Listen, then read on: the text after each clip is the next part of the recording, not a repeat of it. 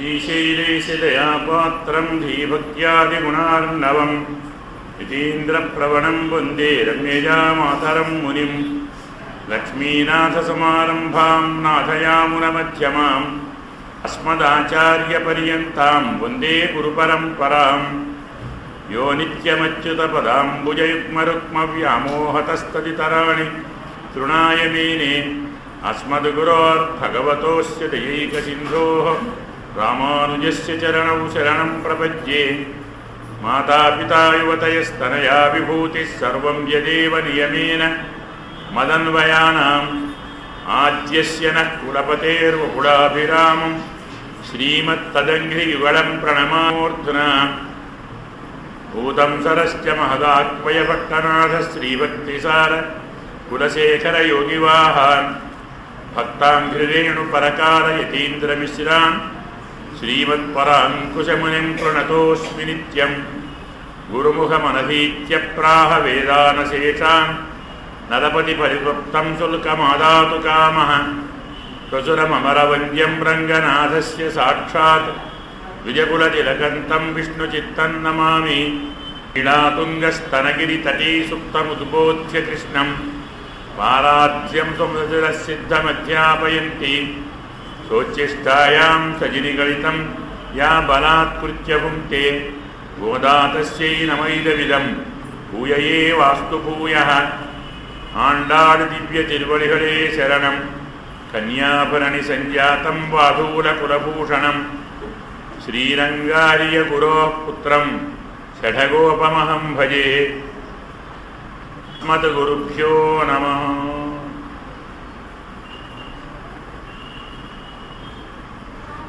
భగవద్బంధులరా,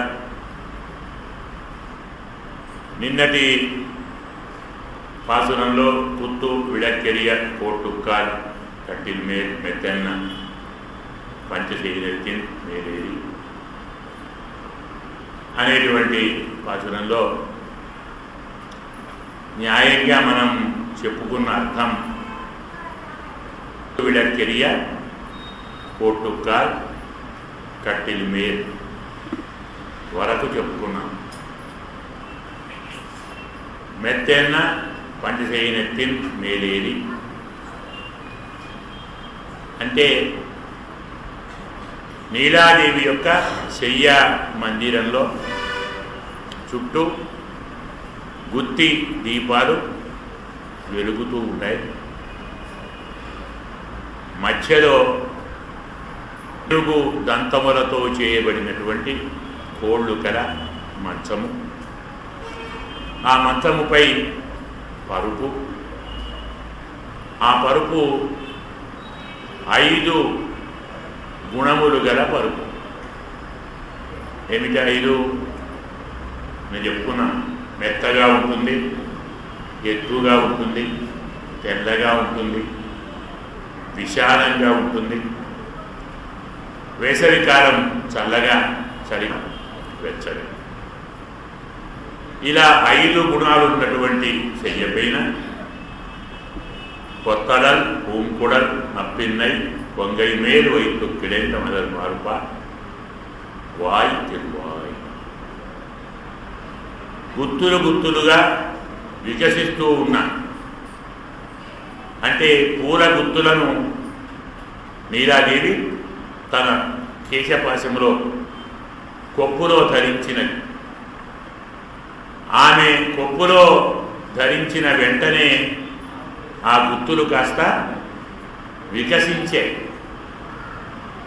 మొగ్గలుగా ఉన్నటువంటి పుష్పములు విచ్చుకున్నాయి. ఎందుకు విచ్చుకున్నాయి? మొగ్గ విచ్చుకోవాలి అంటే కాలం కావాలి, టైం. కాలమునకే మొగ్గ తొడుగుతుంది, ఆ సమయంలోనే విచ్చుకుంటుంది. ఇక్కడ కాలం పక్కనే ఉంది. ఎవరు కాలం? కాలః కలయతాం అహం అంటాడు స్వామి గీతలో. అందరినీ కలిపేవాణ్ణి నేనే, అందరినీ వేరు చేసేవాణ్ణి నేనే. జాగ్రత్తగా ఆలోచిస్తే కలుపుటే వేరు చేయుట, వేరు చేయుటే కలుపుట. కొంచెం ఇబ్బంది ఏమో, అర్థం కాదేమో. ఈ రెండు వస్తువులు ఇక్కడో రెండు, ఇక్కడో రెండు ఉన్నాయి. ఈ రెండును దగ్గరికి చేశాం కదా, అంటే ఈ రెండు కలిసాయి. ఇక్కడి నుంచి విడిపోలేదా? పక్కవాటి నుంచి విడిపోయి తమకు తాము దగ్గరగా అయ్యాయి.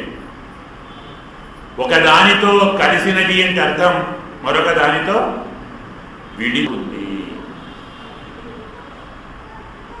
సంయోగ విప్రయోగాంత మరణాంతంచ జీవితం చెప్తుంది రామాయణం. ప్రతి కలయికకు ఎండింగ్ చివర విడిపోవు, ప్రతి బ్రతుకుకు చివర మరణం.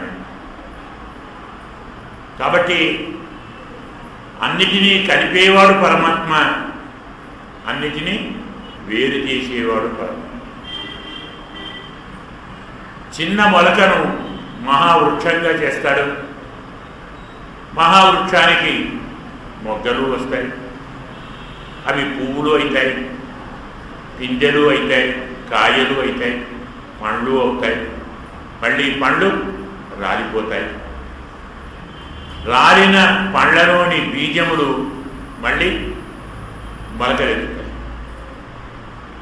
అంటే పడిపోవటం లేనికి, లేవటం పడిపోవటం. ఇదంతా జరిగే ప్రక్రియ కాలంతో జరుగుతుంది. ఆ కాలం తన పక్కన ఉన్నాడు పరమాత్మ. కృష్ణ పరమాత్మ యొక్క సంస్పర్శతోటి మొగ్గలు విచ్చుకున్నాయి. అందుకే కొత్తడల్ పూంకుడల్ అని చెప్తున్నాం. గుత్తులు గుత్తులుగా ఉన్నటువంటి పుష్పములు కొప్పులో ధరించినటి నీలాదేవి నప్పిన్న ఆమె యొక్క దృఢమైన ఉన్నతమైన విశాలమైన స్తనములను వైత్తు కిడైంద మలరు మారుపా తనపైన వేసుకొని, లేదు తాను వాటిపై పడి ఆమె యొక్క విశాలమైన వక్షస్థల స్పర్శతో వికసించిన విశాలమైన వక్షస్థలము కల మహానుభావ వాయు తిరువాయి. నోరు తెరవయా, తలుపు తెరవకున్నా ఇబ్బంది లేదు, నోరు తెరువు. నీవు మీ ప్రియురాలితో ఏకాంతంగా ఆనందంగా ఉంటే మీ ఆనందాన్ని, మీ సంశ్లేషాన్ని మేము చెడగొట్టేవాళ్ళం కాదు, మేము రావణాసురుడం కాదు, భీషణుడమే. లక్ష్మణస్వామి మీ సంశ్లేషాన్ని చూచి ఆనందించేవాళ్ళం, మేము విడగొట్టేవాళ్ళని కాదయా. చేసి రాకు, తలుపు తెరవకు, నోరు తెరవు. ఇందులో ఇలా స్వామిని ప్రార్థిస్తే పిల్లలు మరీ పిలుస్తున్నారని మనం చెప్పుకున్నాం అర్థాలన్నీ. పిల్లలు మరీ పిలుస్తున్నారు, లేవకుండా ఉంటే బాగుంటుందా అని స్వామి నోరు తెరిచి వస్తున్నాను, కొంచెం అక్కడే ఉండండి, త్వరలో రాబోతున్నాను అని చెప్పుదామని పెదవులు కదల్చబోయాడు. అమ్మ అతనిపైనే ఉంది కాబట్టి అతని వ్యవహారాన్ని చూచింది. నేను వెళతానంటే వెళ్ళనివ్వకుండా నన్ను లాగి ఇక్కడ కింద పడేసి కదలకుండా నన్ను అడిమి పెట్టి కూర్చొని నీవు మాట్లాడతావా అంటే, అమ్మ మంచిది కాదు, నాన్నే మంచివాడు, పేరు కొట్టేద్దామనే నిన్ను అంత సులభంగా నేను వెళ్ళనిస్తానా మైత్తడం కన్నినాయ్. విశాలమైనటువంటి కాటుక కన్నులతో ఎటూ కదిలేవు, జాగ్రత్త, కనుసన్న చేస్తుంది, వద్దో మాట్లాడొద్దు. ఇప్పుడు నీవు మాట్లాడితే నేనేమవుతాను? అందరికీ అమ్మ మంచిదైతే నీకు నాన్న మంచిదా కొట్టేస్తావా అని కాటుక కన్నులతో స్వామిని లేవకుండా ఆపిన తల్లి నీ ఉన్మనాడనై నీ భర్తను, ఇక్కడ నీ భర్తను అంటుంది. మనం చాలాసార్లు చెప్పుకున్నాం, భాగవతోత్తములు పెద్దలు మనను తమవారిగా చూచుకుంటే మనకు మోక్షం, వేరుగా చూచుకుంటే నరకం. ద్వ్యక్షరం నరకం ప్రాహు త్రియక్షరం ముక్తిరేవచ. మీ ఇల్లు, మీ వారు, మీ బంధువులు, మీ సంపద, మీ ధనము, మీ పెరుమాళ్ళు అన్నామనుకోండి, పరిస్థితి ఏంటి? భాగవతోత్తములు మనను దూరం చేశారు. వారికి కానివారిగా ఉంటే వాడికి కానివారిగానే ఉంటారు. రంగేశ్వర త్వత్పదమాశ్రితానాం రథ్యాసునాం అన్యతమోపవీయం. మనకు మహానుభావుడు రాజభద్రుడు చెప్తారు, నజాతు పీతాముత మూర్ఛితానాం నాకౌకసాం నందనవాటికాసు. రంగేశ్వర అతను ఎంత చక్కని కోరిపోయాడంటే, స్వామి అమృతం తాగి రంభా ఉరసి మెనకలతో విహరించేటువంటి అవకాశం ఉన్న నందనవనంలో నేను పుట్టాలని అనుకోవటం లేదు.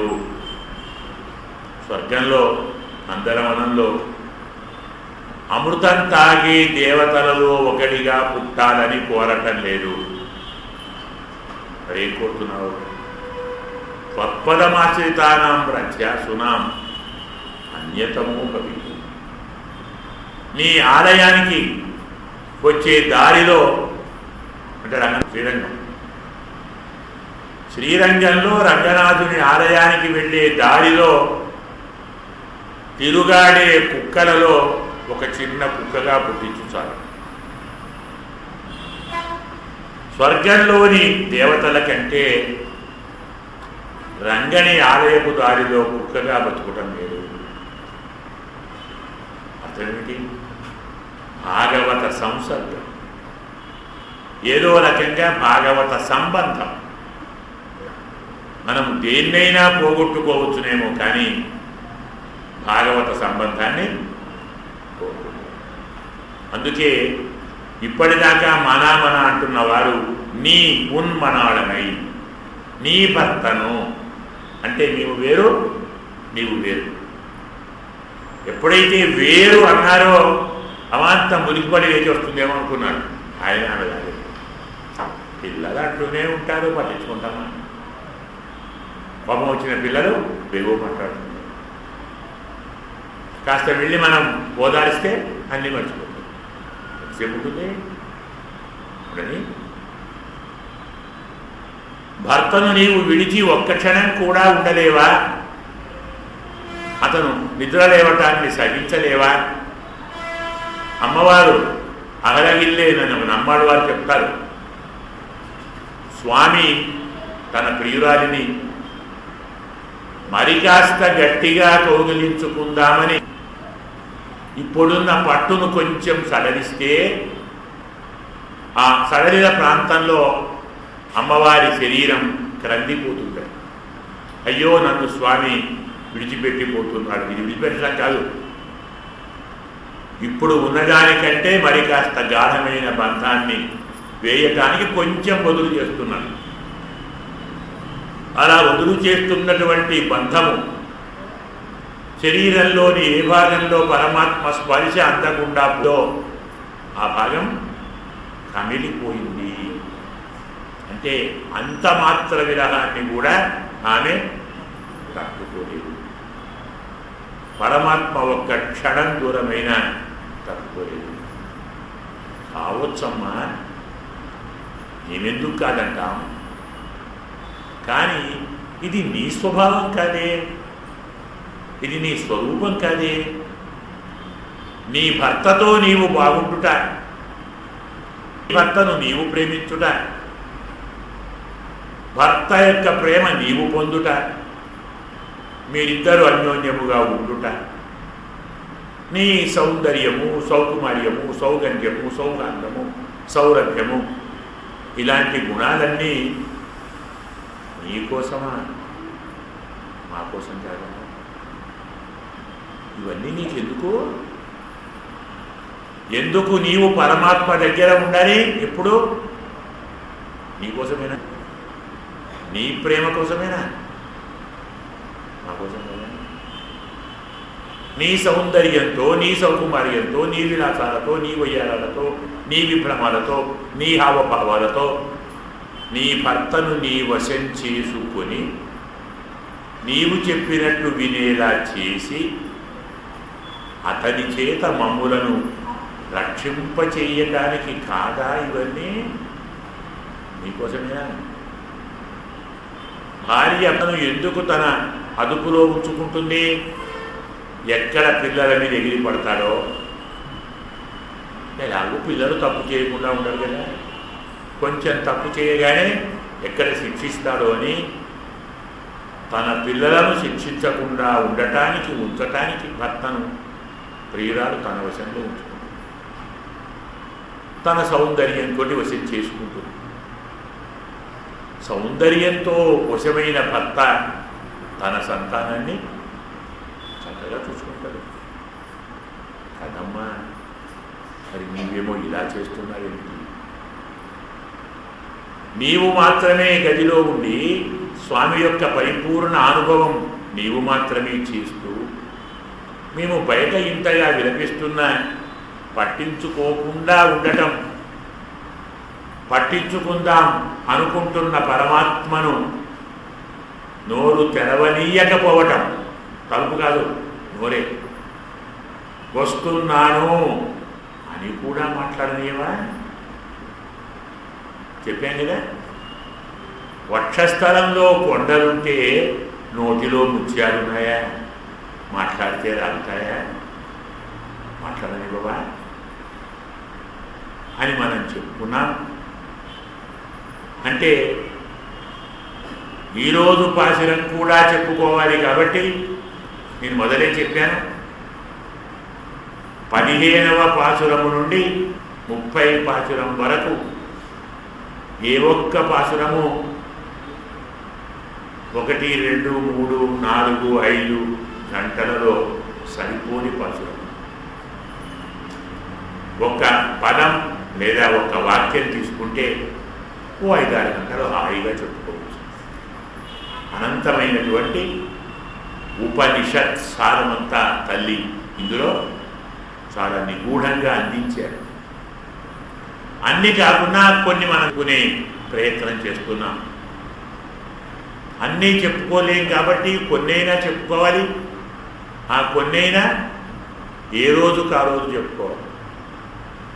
ఒక రోజుది ఇంకో రోజు తీసుకున్నాం అనుకోండి, మళ్ళీ ఈ రోజుది ఆగిపోతుంది. కాబట్టి ఎక్కడో ఒక చోట ఒక పులి స్టాప్ పెట్టాలి. కాబట్టి నిన్నటి పాశురం యొక్క అర్థం అయిపోయింది అనుకొని దానిలోని పరమార్థం అంటే స్వాపదేశార్థం, దాన్నే మనం వ్యంగ్యార్థం అంటాం. దాన్ని ఆనందంగా చెప్పుకుందాం. అంటే మనకు ఒక శయ్యా మందిరం ఉంది. ఏం చెప్పారు అందులో? చక్కని శయ్యా మందిరం. ఆ మందిరం చుట్టూ దీపాలు, ఆ మందిరం మధ్యన ఒక మంచం, ఆ మంచంపై ఒక పరుపు, ఆ పరుపు మీద దంపతులు, అందులో అమ్మాయి కేశపాశంలో గుర్తులు, అమ్మాయి వధువు యొక్క ప్రియురాలి యొక్క అద్భుతమైనటువంటి సౌందర్యాన్ని, సౌకుమార్యాన్ని వదిలేటువంటి వక్షసీమలో ప్రియుడు ఆదమరిచి, మైమరిచి, పరవశించి ఉన్న స్థితి నేను చెప్పాను, జ్ఞాపకం అనుకుంటాను. మొత్తం పాశురం శృంగారసభరితంగా నాయికా నాయికలు, ప్రియుడు ప్రియురాలు, ఓ అమ్మాయి అబ్బాయి వారి యొక్క విహారముగా వర్ణించినట్టు కనపడుతుంది. తప్పు కూడా కాదు. ఎందుకంటే ఎవరి జంట నేను చెప్పుకున్నాం, పరమాత్మ జీవం. అబ్బాయి పరమాత్మ, అమ్మాయి జీవం. అబ్బాయి అమ్మాయి ఎంత ఆనందంగా ఉంటారో పరమాత్మ జీవాత్మ అంతే ఆనందంగా ఉంటారు. వైకుంఠంలోకి వెళ్ళిన జీవాత్మ పరమాత్మతో కలిసి అనంతమైన భోగ రసాన్ని అనుభవారు. మనకు ఉపనిషత్తులో పర్యంక విద్య, నేను చెప్పుకున్నాను కొంచెం, పర్యంక విద్య అని ఉంటుందని. అంటే తస్మిన్ ధర్మాది పీఠే తదుపరి కమలగ్రాహిణి చామరగ్రాహిణి రెండు పట్టాలు ఉన్నాయి. వైకుంఠంలో అనంతమైన, మనం చెప్పుని 1000 కాళ్ళ మండపం అంట, 1000 స్తంభాల మండపం అంట, అనంతమైన స్తంభాలు, లెక్కలేనన్ని స్తంభములతో కూడి ఉన్న దీన్ని మామణి మండపము అంట. మహామణి మండపం. ఆ మండపంలోని స్తంభాలన్నీ నవరత్నాలతో కూర్చబడిన స్తంభం, అందుకే మణి మండపం. వాడంటే న్యాయంగా రాలే కదా, కాస్త విలువైన రాడుతున్నా. ఇలాంటి మనలో మధ్య భాగంలో ఓ 10 లక్షల రేకులున్న ఒక పెద్ద పద్మం ఉంటుంది. ఆ పద్మం మధ్యన అనంతమైన కాళ్ళు ఉన్న ఒక సింహాసనం ఉంటుంది. ఆ సింహాసనం పైన 1000 పడగల ఆదిశేషుడు ఉంటాడు. అతని పైన పరమాత్మ. ఆ పక్కకు కుడి పక్క అమ్మవారు లక్ష్మీదేవి, ఎడమ పక్క భూ నీలాదేవులు ఉంటారు. సరే, ముందర అనంత గరుడ విశ్వసేన నిత్యసూరులు ఉంటారు. అక్కడికి వెళ్ళినటువంటి జీవుడు సమస్త పరివారాయ సర్వమంగళ విగ్రహాయ శ్రీమతే నారాయణాయ నమః అని సాష్టాంగ దండ ప్రణామం చేస్తే అతన్ని తన దగ్గరికి తీసుకోవటానికి పరమాత్మ తన పాదాన్ని కిందుగా చాపుతాడు. అతను చాపిన పాదాన్ని పట్టుకొని ఈ జీవుడు పైకెత్తి అతని ఒడిలో కూర్చుంటాడు. ఒడిలో చేరిన అతన్ని కోసి నీవు ఎవరో అడిగితే అహం బ్రహ్మాస్మి, నేను నీ వంశపుత్రుణ్ణి, ఇంతకాలం ఎక్కడున్నావు? నీ లీలా విభూతిలో ఉన్నాను. అక్కడ ఉండి ఏం చేశావు? నీవు ఏవేమి చేయకూడదని చెప్పావు అవన్నీ చేశావు. ఏమేమి అనుభవించావు, వేటిని అనుభవించకూడదో అవన్నీ అనుభవించావు. మరి ఇక్కడికి ఎలా వచ్చావు? నీవు పంపిన ఆచార్యులు ఉన్నారే, వారి పురుషకారం వల్ల వచ్చారు. అంటే పరమాత్మ ఒడిలో ఉన్నవారు కూడా ఎవరిని జ్ఞాపకం చేసుకోవాలి? ఆచార్యన్ శైల ఉపకారమానవదు అంటారు ఉపదేశమానవుడు. గురువు గారు చేసినటువంటి ఉపకారాన్ని తలుచుకుంటేనే స్వామి ఒడిలో జీవుడు కూర్చోగలడు. అప్పుడు ఈ పాపను స్వామి అమ్మకిస్తాడు. మన పిల్లవాడు వచ్చాడు, చాలా వచ్చాడు, తీసుకో. ఆమె తన ఒడిలోకి తీసుకొని తన స్తన్యముతో అతన్ని అభిషేకం చేయిస్తుంది. ముద్దులాడి మూర్కొని లాడించి మళ్ళీ స్వామి ఆ స్వామి నిలబెడతాడు. నీకేం కావాలిరా నాన్న అని అడుగుతాను. నీకేం కావాలంటే మీరే కావాలి, నేను వచ్చాను కదరా, ఇంకేం కావాలి? నీ కైంకర్యం చెయ్యాలి. ఏం కైంకర్యం చేస్తావు? నీకు ఏవేది కావాలో అవన్నీ చేయాలి. ఎంతకాలం చేస్తావు? నీవు నేను ఉన్నంతకాలం చేస్తావు. అంతకంటే యావదాత్మభావి కైంకర్యం అనేది సిద్ధాంతం. ఈ కైంకర్య రసంలో స్వామితో కలిసి జీవుడు కైంకర్య రసభోగాన్ని లేదు కైంకర్య భోగ రసాన్ని అనుభవిస్తాడు. మనకి విధానమంతా మన సంప్రదాయ గ్రంథం అర్చిరాది అంటారు. అందులో చాలా వివరంగా ఇస్తారు. ఈ భావాన్నే ఈ పాఠులలో చెప్పారు. చూడటానికి శృంగార రసభరితంగా కనపడ్డా అమ్మాయి అబ్బాయి జీవాత్మ పరమాత్మ కదా. వారి శృంగారంలో, వారి ఆనందంలో, వారి ఏకాంతంలో, వారి భోగంలో, వారి రసంలో పరమాత్మతో ఆమె రసాన్ని అనుభవించడానికే జీవాత్మ మోక్షానికి పోతారు. శోశ్రుతే సర్వాన్ కామాన్ సహ బ్రహ్మణ విపశ్చిత అంటుంది కదా. పరమాత్మతో కలిసి అన్ని రకముల భోగములు అనుభవిస్తాడు జీవుడు.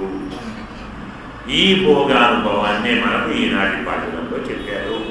అందులో మొదటిది గుత్తి దీపములు అన్నాం. దీపములు అంటే ఏమిటి? దీపం అంటే ఏమిటి? దీపం ఏం చేస్తుంది? చీకటిని పోగొడుతుంది, వెలుతురును ప్రసాదిస్తుంది, చీకటిలో కనబడని వాటిని కనిపించేలా చేస్తుంది. దీపము తనను తాను చూపుతుంది, తక్కిన వాటిని చూపుతుంది. ప్రపంచంలో ఉన్న అన్ని రకముల తత్వములను జ్ఞానము లేనివాడు చూడలేడు. జ్ఞానం ఉంటేనే చూస్తాడు. అంటే అన్నిటినీ చూపేదేది జ్ఞానము. ఈ జ్ఞానము దీపం. ఇది గుత్తి దీపం. అంటే మనకు ఇలాంటి జ్ఞానాన్ని కలిగించే సాధనాలు ఎన్నున్నాయి? శృతులు, స్మృతులు, ఇతిహాసములు, పురాణములు, ఆగమములు, దివ్య ప్రబంధము. ఎన్ని? 6. ఈ చెమ్మె కూడా 6 దీపాలు ఉంటాయి కదా. ఇవే గుత్తి దీపములు. మానం ప్రదీపైవ కావునికో దదామి. శాస్త్రజ్ఞానం. దీపం అంటే శాస్త్రజ్ఞానం. ఆ శాస్త్రము 6 రకాలు. శృతి, స్మృతి, ఇతిహాస, పురాణ, ఆగమ, దివ్య ప్రబంధములైనటువంటి 6 రకముల గుర్తులు గల దీపములు ఈ ప్రపంచంలో ఉన్నాయి. ఈ ప్రపంచమే, సంసారమే ఒక శయ్యాగృహం, ఒక క్రీడాగృహం. పరమాత్మకు ఒక క్రీడాగృహం. ఈ క్రీడాగృహంలో 6 దీపములు కల గుర్తులు కల దీపాలు. అంటే ఏమిటి? మళ్ళీ శృతులు చాలా రకాలు కదా. వేదం కూడా ఋగ్వేదమని, యజుర్వేదమని, సమవేదమని, అధర్వవేదమని. మళ్ళీ ఋగ్వేదంలో అనంత శాఖలు, మళ్ళీ ఒక్కొక్క శాఖలో ఎన్నో ప్రశాఖలు, మళ్ళీ అందులో ఎన్నో అనుశాఖలు, మళ్ళీ అందులో ఎన్నో విభాగాలు. అలాగే స్మృతులు 18 స్మృతులు, 18 ఉపస్మృతులు. మళ్ళీ ఆ స్మృతులలో కూడా ఒక్కొక్క స్మృతిని మనకు వశిష్ఠుడు, విశ్వామిత్రుడు, అగస్త్యుడు, నారదుడు, విష్ణువు ఇలా రకరకాల ఋషులు రచించారు. కాబట్టి ఎంతోమంది ఋషులు. హారీత స్మృతి ఉంది, అగస్త్య స్మృతి, మనుస్మృతి, పరాశర స్మృతి, వాత్స్యాయన స్మృతి, భార్గవ స్మృతి, భృగు స్మృతి, వైశంపాయన స్మృతి, వ్యాస స్మృతి, వాల్మీకి స్మృతి. నేను చెప్పుకున్నా అయిపోయేవేనా? ఇలా ఇవన్నీ గుర్తులు గుర్తులు గుర్తులుగా దీపాలు ఉన్నాయి. ఇప్పుడు మనం శయ్యా మందిరాన్ని ఏర్పరచుకున్నాం, దాని చుట్టూ దీపాలు పెట్టుకున్నాం. మరేం కావాలి? ఒక చక్కని మంచం కావాలి. మంచం కావాలి. ఏం కావాలి? 4 కోళ్ళు ఉండాలి మొదలు కదా. దాని మీద 4 పట్టెలు ఉండాలి. అంటే నిలువు అడ్డం, పొడుగు 2, పొట్టి 2. దాని మీద చక్కని పరుపు ఉండాలి. ఆ పరుపు మీద ఒక ఏమంటాం బెడ్షీట్ అంటాం ఉండాలి. ఏమిటివన్నీ జాగ్రత్తగా ఆలోచించాలి. 4 కోళ్ళు ఎక్కడివి ముందే చెప్పాడు స్వామి. కువలయం అనేటువంటి ఏనుగు దంతములతో చేసిన కోళ్ళు, మంచపు కోళ్ళు ఏనుగు దంతములతో చేశాడు. ఏమిటా ఏనుగు? కువలయాపీఠం. కువలయాపీఠం అంటే ఏమిటో చెప్పుకున్నాం జ్ఞాపకంగా. అహంకారం. కు అంటే భూమి, కువలయం భూమండలము. భూమండలాన్ని బాధించేది అహంకారం. అందువల్ల కువలయాపీఠం అంటే అహంకారం. దాని యొక్క 4 అర్థములు. మనకు అహంకారం అనేది 4 రకాలుగా ఉంటుంది. కర్తృత్వాహంకారం, భోక్తృత్వాహంకారం, జ్ఞాతృత్వాహంకారం, శేషత్వాహంకారం. ఏంటివన్నీ అంటే నేనే అన్నీ చేసేవాణ్ణి, నేనే కర్తను, ఇది కర్తృత్వాహంకారం. నేనే అన్నీ తెలిసిన వాడిని, నాకన్నీ తెలుసు, ఇది జ్ఞాతృత్వాహంకారం.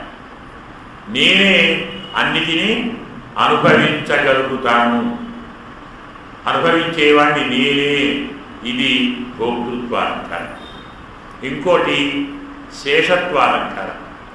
నేను మాత్రమే పరమాత్మకు దాసుడను, తక్కిన వారెవరూ కాదు, ఇది శేషత్వాహంకారం.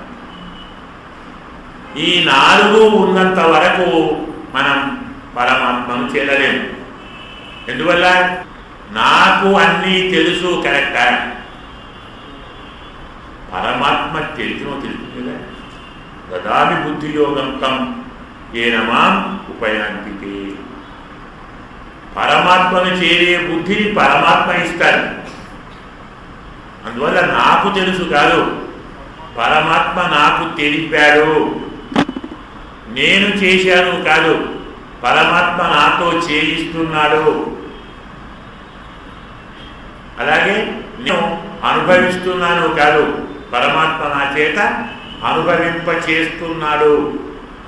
నేనే దాసుడిని కాదు, పరమాత్మే మనను తనకు దాసుడిగా చేసుకుని తాను మనతో దాస్యం చేయిస్తున్నాడు. ఇవి 4 రకాలు. అంటే ఏమిటి? ఏనుగులో ఉంటే అహంకారాలు, బయటికి వస్తే అది నివృత్తి. అసలు ఏనుగులో ఉంటే అహంకారం ఏమని? పాము కూరలు పాముకు ఉన్నప్పుడు మనం కాటేస్తాయి. అదే కూరలు తీస్తే మనం పాముతో ఆడుకోవచ్చు. అవే కూరలు బయట ఉంటే విషం కట్టవు. పాము నోట్లో ఉన్నప్పుడే కూరలు విషాన్ని చిమ్ముతాయి, మనకు హాని కలిగిస్తాయి. వాటిని తీసి బయట పెట్టాము, ఈ కూరలు విషాన్ని ఇవ్వవు, పాము విషాన్ని ఇవ్వవు. అలాగే దంతములు ఏనుగుకు ఉన్నప్పుడు మనల్ని హింసిస్తాయి. చేస్తే మేలు చేస్తాయి, ఆభరణాలు ఇస్తాయి. భోగదానం మన భోగానికి కారణమవుతుంది, ఆయన మొత్తం పోటీ చేసుకోవచ్చు. కాబట్టి ఈ అహంకార నివృత్తి ఉంటే కర్తృత్వ, జ్ఞాతృత్వ, భోక్తృత్వ, శేషత్వ అహంకార నివృత్తి అనేటువంటి 4 కోళ్ళు.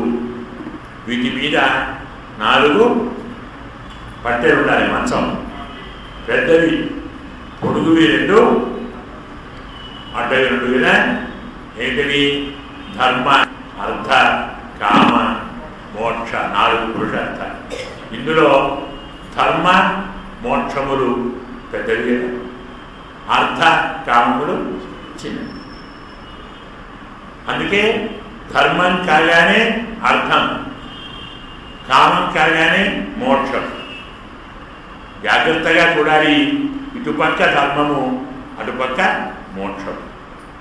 అంటే అర్థము ధర్మం కోసమే, కామము మోక్షమే. మనము సంపాదించే అన్ని రకముల ఫలము ధర్మ ఆచరణకే. మనలో కలిగేటువంటి అన్ని రకాల కోరికలు మోక్షం కోసమే. అటుపక్క ఇటుపక్క పెద్దవి, అడ్డముగా ఉండేవి చిన్నవి. ధర్మము మోక్షము పెద్ద పట్టీలు, అర్థకామములు చిన్న పట్టీలు. ఇప్పుడు 4 కోళ్ళు వచ్చాయి, 4 పట్టీలు వచ్చాయి. అంటే మంచం అయిపోయింది కదా. ఇప్పుడేం కావాలి? పరుపు కావాలి. ఎలా ఉంది పరుపు? పంచశయనత్తిన్. కానీ చెప్పాడు 5 గుణములు కలవి. వీటినే మనం అర్ధ పంచకం అంటాం.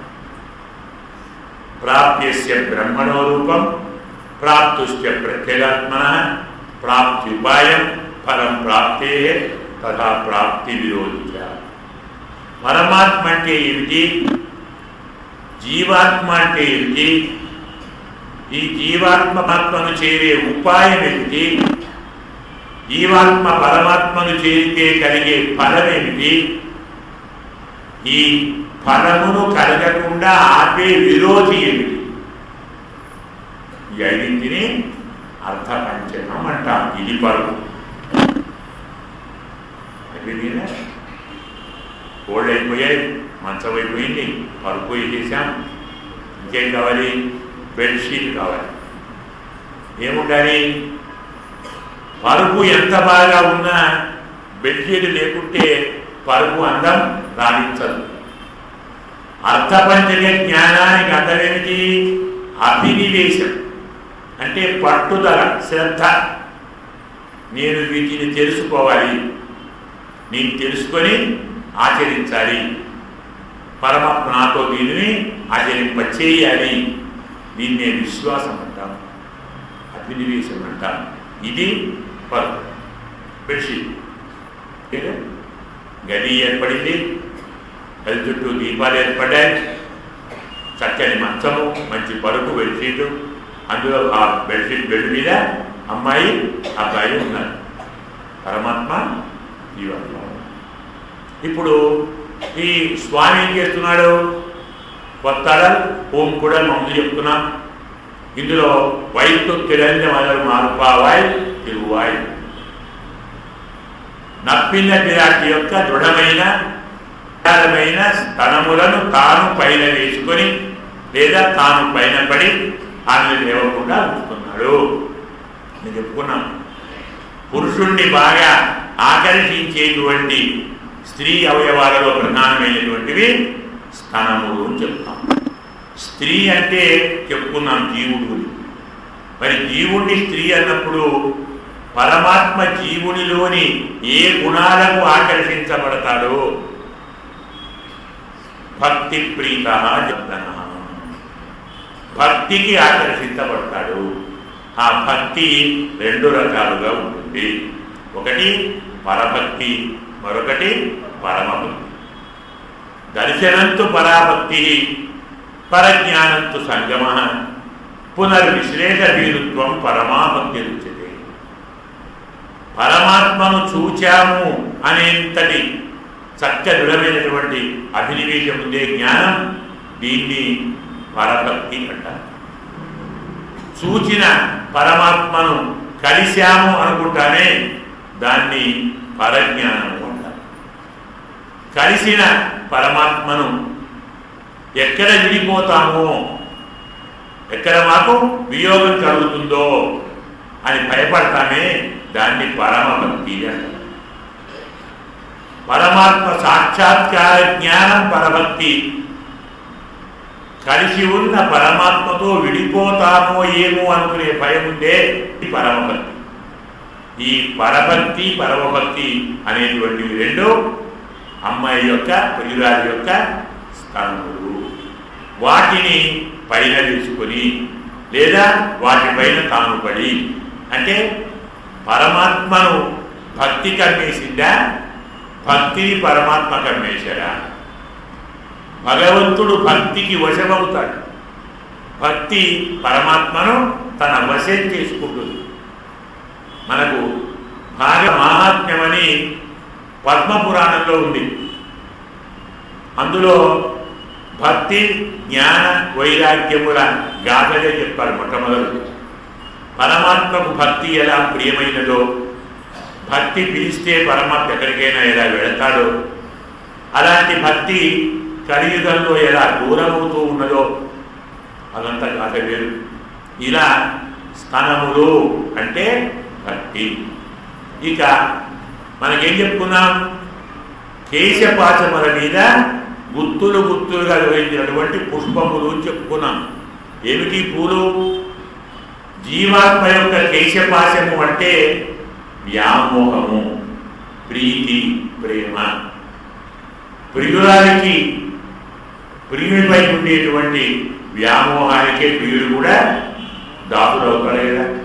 నన్ను ఇంతగా ప్రేమించే నా ప్రియురాలిని నేను ఎలా కాదంటాను అంటాడు, విషమవుతాడు. అందువల్ల కేశపాశం ఉంటే వ్యామోహం.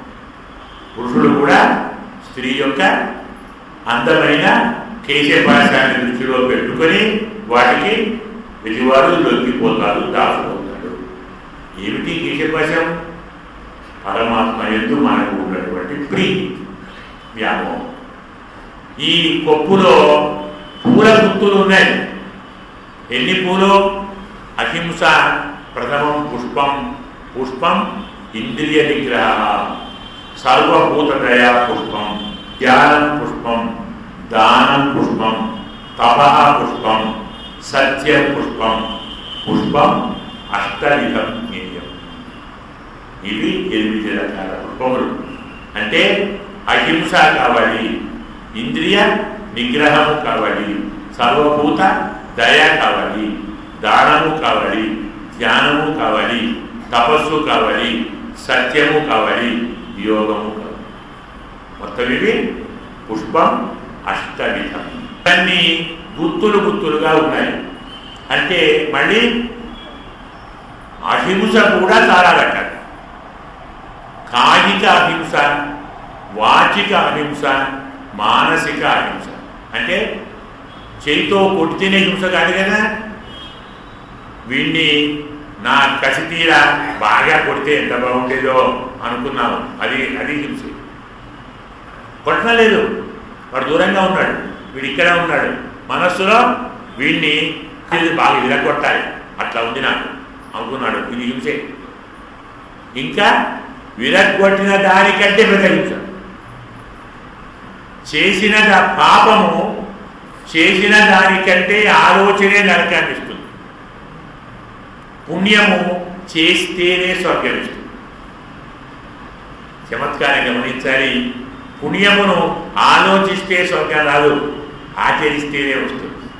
పాపము ఆలోచిస్తేనే వస్తుంది. చమత్కారంగా సంతకం చెప్తాడు, భావబలమిచ్చంతి పాపం కుర్వంతి మానవ, పుణ్యస్య బలమిచ్చంతి పుణ్యం నేర్చంతి మానవ. ప్రతి మానవులు ప్రపంచంలో పాపఫలాన్ని పొందాలి అనుకోరు. నాకు పాపఫలం వద్దు అనుకుంటారు, కానీ పాపాన్ని చేస్తుంటారు. ప్రతి మానవుడు నాకు పుణ్యం కావాలి అనుకుంటారు, పుణ్యాన్ని మాత్రం చేయరు. అందుకే పుణ్యము చేస్తేనే ఫలితము, పాపము ఆలోచిస్తేనే ఫలితం. అందుకే హింస అనేది కాయికముగా హింస, వాచికముగా హింస, మానసికముగా హింస. అందులో స్వకర్తృక హింస, పరకర్తృక హింస. ఇక్కడ తాను ఉంటాడు, పక్కవాడితో కొట్టిస్తాడు, దానికి వీడే బాధ్యుడు. కొట్టినవాడు బాధ్యుడా, కొట్టించిన వాడు బాధ్యుడా? లా ఏం చెప్తుంది? కొట్టించిన వాడికే శిక్ష ఎక్కువ కదా. ఉదాహరణ కావాలంటే, ఒక వ్యక్తి ఓ తుపాకీతో కాల్చాడు అనుకుందాం, వాడు చనిపోయాడు. ఎలా చనిపోయాడు? తుపాకీ గుండు తగిలి చనిపోయాడు. అంటే న్యాయంగా వాడిని చంపింది ఎవరు?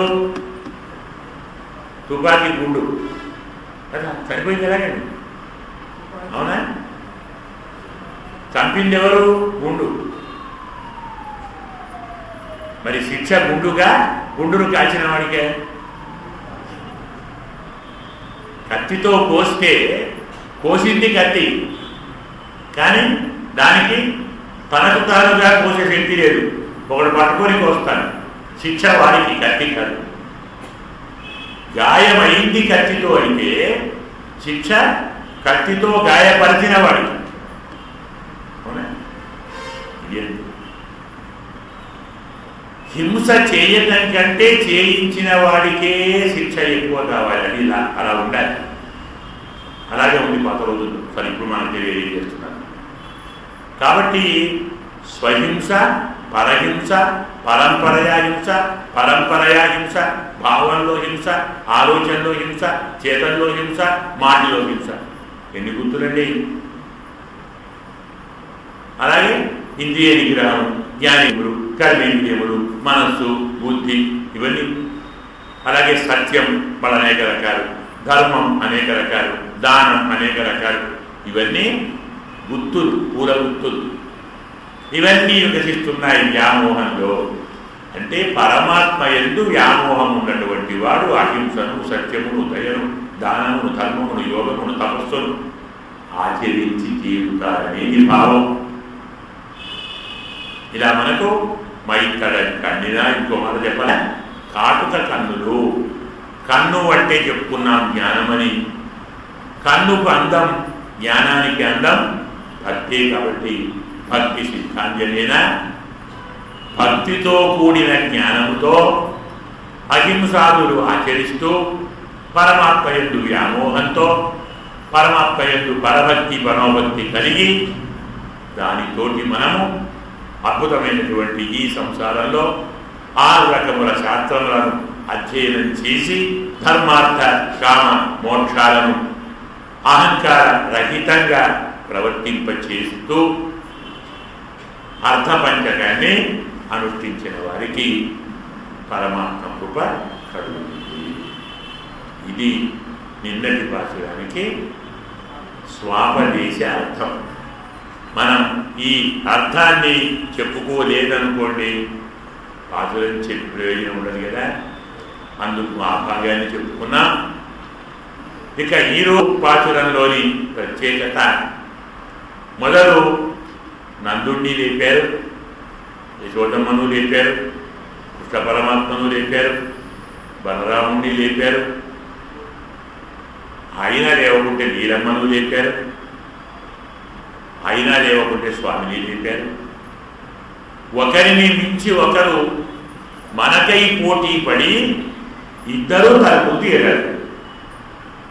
తలుపులు తీయకుండా ఉండటానికి కారణం కోరు ప్రేమే. మా పిల్లవారిని నేను కాపాడతానంటే నేను కాపాడతాను. పోటీ పడుతున్నారు, ఇద్దరు కాపాడాలి. వారిని వీరు లేవడం లేదు, వీరిని వారు లేవడం లేదు. అయితే ఏమిటి? శిక్ష మనం బాధ. ఏమమ్మా తల్లి, నిన్ను పిలిచినారేమవా? ఏమి స్వామి, ఇంకా ఎంతసేపు ఇలా ఉంటున్నావు? అమ్మ సౌందర్య విలాసాలకు లొంగి వశమై మమ్మలను కాపాడవా? అమ్మా, నీ సౌందర్యంతో నీ భర్తను వశం చేసుకొని నీవు ఆనందించడానిక, మా దుఃఖాన్ని తీర్చడానికి కాదా? ఈనాటి పాశురంలో ఇద్దరినీ లేపుతారు. ఏమో ఆయన రేపు చేస్తాడో, ఆమె చేస్తుందో, ఎవరు వస్తారో, మనకు ఎవరైతే మనకి వచ్చి కాపాడాలి. ఎలాగైతే గజేంద్రుడు యస్మిన్నిదం యతశ్చేదం ఏనేదం యైదం జగత్ యోస్మాస్మాచ్చ పరం తం వందే అని చెప్తాడు. అతను కదా, ఎవరి చేతించు జగం ఎవరి లోపల లీనమై. గజేంద్రుడు పేరు పెట్టలేదు. యతో వా ఇమాని భూతాని జాయంతే ఏన జాతాని జీవంతి యత్ ప్రయంతి అపి సంవిశంతి తద్బ్రహ్మ. అచ్చంగా వేదవాక్యాలను స్మరించగలిగింది. సకల చరాచర ప్రపంచం ఎవరి వల్ల పుడుతూ ఉందో, ఎవరి వల్ల రక్షించబడుతూ ఉందో, ఎవరి వల్ల ఎవరిలో లీనమవుతుందో, ఎవరు ప్రపంచంగా మారారో, ప్రపంచమే ఎవరయ్యారో అలాంటి వాడికి నమస్కారం. తోడైతే నాకే, నన్ను వాడు కాపాడు. వాడు బ్రహ్మణ, విష్ణువా, రుద్రుడా, ఇంద్రుడా, అగ్ని, వరుణుడా నాకొద్దు. ఇలాంటి వాడెవడో వాడు నన్ను కాపాడుతాడు అని చెప్పినట్టుగా నీలా అయితే నీలా కాపాడుతుంది, స్వామి అయితే స్వామి కాపాడుతుంది. ఈరోజు ఇద్దరినీ వర్ణిస్తున్నాడు, ఇద్దరి గుణగణాలను వర్ణిస్తున్నాడు. గమనించండి. ఏ ఒక్కరిని చెప్పడం లేదు.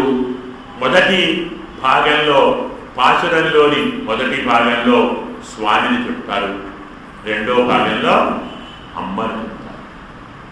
అమ్మ సౌందర్యాన్ని రెండో భాగంలో వర్ణిస్తాడు, స్వామి యొక్క గుణాలను మొదటి భాగంలో వర్ణిస్తారు. మనం పాసురాన్ని అనుసంధానం చేద్దాం. முப்பத்து மூவர் அமரர்க்கும் முன் சென்னோம் கப்பம் தவிர்க்கும் கடியே துயிலராய் செப்பமுடையாய் திருளுடையாய் செத்தார்க்கு வெப்பம் கொடுக்கும் விமலா துயிலராய் செப்பன்னமன் முறை செவ்வாய் திருமரங்கள் நப்புன்ன நங்காய் திரவே துயிலராய் உக்கமும் தற்வழியம் பந்துன் மணாளனை இப்போதே அம்மன் நீராட்டேன் ஒரும்பாவாய் ஆண்டாள் திவ்ய திருவழிகளே சரணம். 33 அமரர்க்கு முன் சென்னும் கப்பம் தவிர்க்கும் கரியே துயில் எழாய். 33 అంటే 33 దేవతలు 33 33 దేవతలకు మున్ ఆపద రాకముందే చెన్ను వెళ్ళి కప్పం తవిర్కుం వారి కంపాన్ని, కప్పం అంటే కంపం అంటే భయం, వారిలోని ఒడుకును తొలగించిన బలము కలవాడా బలాఢ్యుడా తుయిలరాయ్.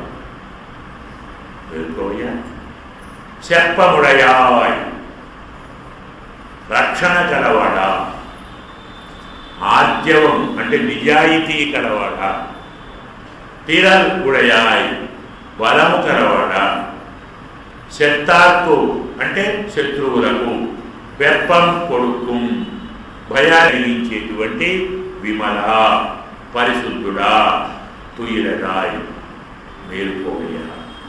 చెప్పన్న మెన్ మొలై చెవ్వాయ్ తిరుమలగుల్ బంగారు కలశముల వలె అతి సుకుమారమైన స్తనములు కలదానా, చెవ్వాయ్ ఎర్రని పెద్దవి కలదానా, చిరుమరంగుల్ సన్నని నడుము కలదానా, చెవ్వాయ్ నప్పిన్న నంగాయ్ నప్పిన్న పరిపూర్ణురాలా, తిరవే లక్ష్మీస్వరూపురాలా తుయిలరాయ్ మేల్కోము. ఉక్కమం తట్టొడియం ఒక విసనకర్రను ఒక అద్దమును, అలాగే నీ ఉన్మనాడనై నీ భర్తను ఇప్పోదే ఇప్పుడు ఎమ్మే మాతోటి నీరాట్లు స్నానం చేయించు. ఏం చెప్పారు? 33 దేవతలకు ఆపద ముందు వెళ్ళి వారి భయాన్ని తొలగించేటువంటి బలాఢ్యుడా దేవయ్యా, దృఢమైన రక్షణ కలవాడవు, నిజాయితీ ఆద్యవం కలవాడవు, అద్భుతమైన బలము కలవాడు, శత్రువులకు కంపాన్ని కలిగించేటువంటి పరిశుద్ధుడవు స్వామి లేవయ్య. అందమైన బంగారు కలశములలాగా సుకుమారమైనటువంటి శుతిమెత్తని స్తనములు అనుభవులరా, దొండపండు వంటి ఎర్రని పెదవి కలదానా, సన్నని నడుము కలదానా, లక్ష్మీదేవి దేవమ్మ నీవు లేచి మా స్నానానికి ఒక చక్కని విసనకర్రను ఒక అద్దమును నీ భర్తను ఇచ్చి మాతో నీ భర్తతో మమ్ములను మాతో భర్తను స్నానము చేయించవలసింది. దీన్ని అంట. ఇందులో ఏం చెప్పారు? 33 దేవతలకు ఆపద కలగక ముందే వెళ్ళి కాపాడేవాడా. ఇలా పిలవటంలోని చమత్కారం ఏమిటి? నిన్న చెప్పాను, కాస్త ఆడవారి మాటలు జాగ్రత్తగా అర్థం చేసుకోవాలి. అమాంత పొరపాటున నమ్మామంటే 0 మార్క్స్ వస్తాయి.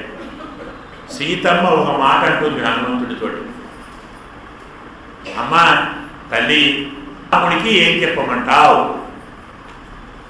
మెసేజ్ అప్పుడు సెల్ ఫోన్ లేవు, ఉంటే మెసేజ్ పంపేవారేమో, కానీ ఇప్పుడు లేవు కాబట్టి హనుమంతుడే మెసేజ్ చేయడం అన్నమాట. ఏం చెప్పారమ్మా? అంటే కౌసల్య లోకభర్తారం సుషువేయం మనస్విని తమ మార్తే సుఖం పురుష శిరసాచ అభిమాన. ఎంత బాగా చెప్పింది తల్లి అంటే అన్న హనుమాన్ కౌసల్యాదేవి సకల లోకనాథుణ్ణి ప్రసవించినది కుమారునిగా.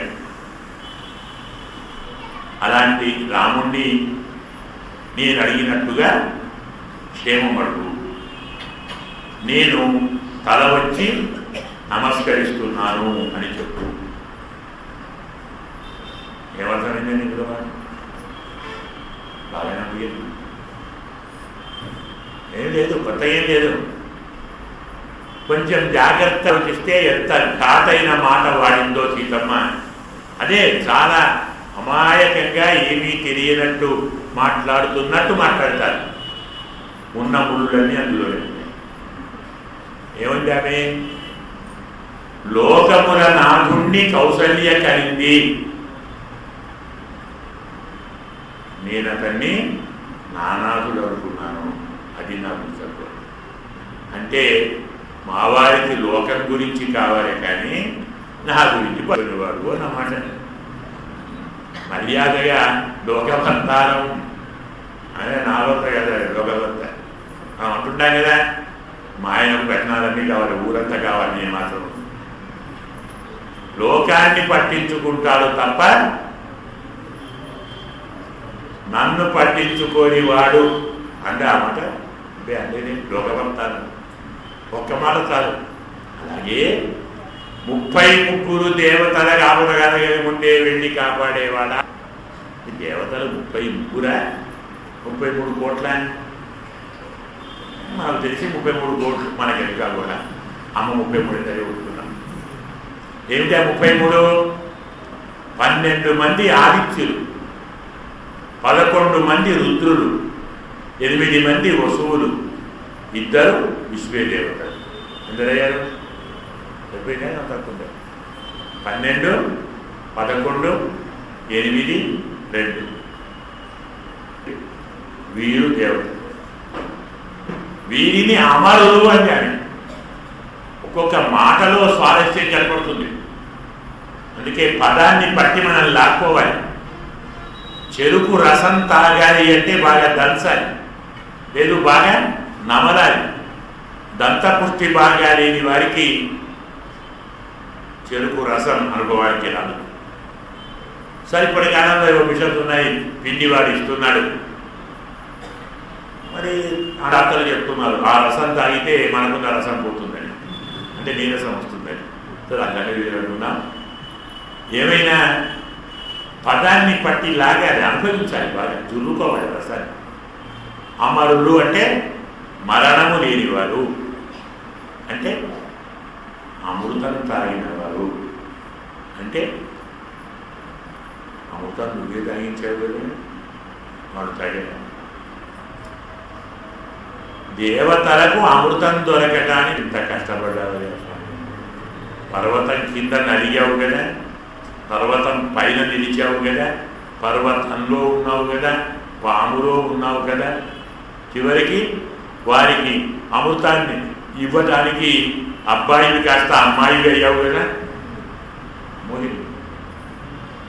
ఇంకా సరిపోక వైద్యుడు అయ్యావు, డాక్టరు అంటే ధన్వంతరు. ఎన్ని వేషాలు వేసావు స్వామి, ఎంతగా నలిగావు, పర్వతాన్ని చిలికావు, పాపట్టుకున్నావు, విషాన్ని తీసుకుని నీ గోడ చేశావు. ఇంత చేసి నువ్వు అమృతం వాళ్ళకి ఇస్తే కనీసం వాళ్ళు ఒక్కసారి నీకు థ్యాంక్స్ చెప్పారా?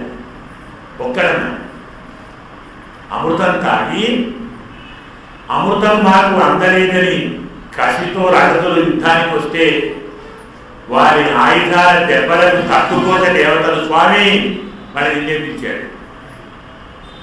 నీవు వారి ముందర నిలబడి వారికే ప్రయోగించిన బాణ ఎవరు నువ్వు తిన్నావు.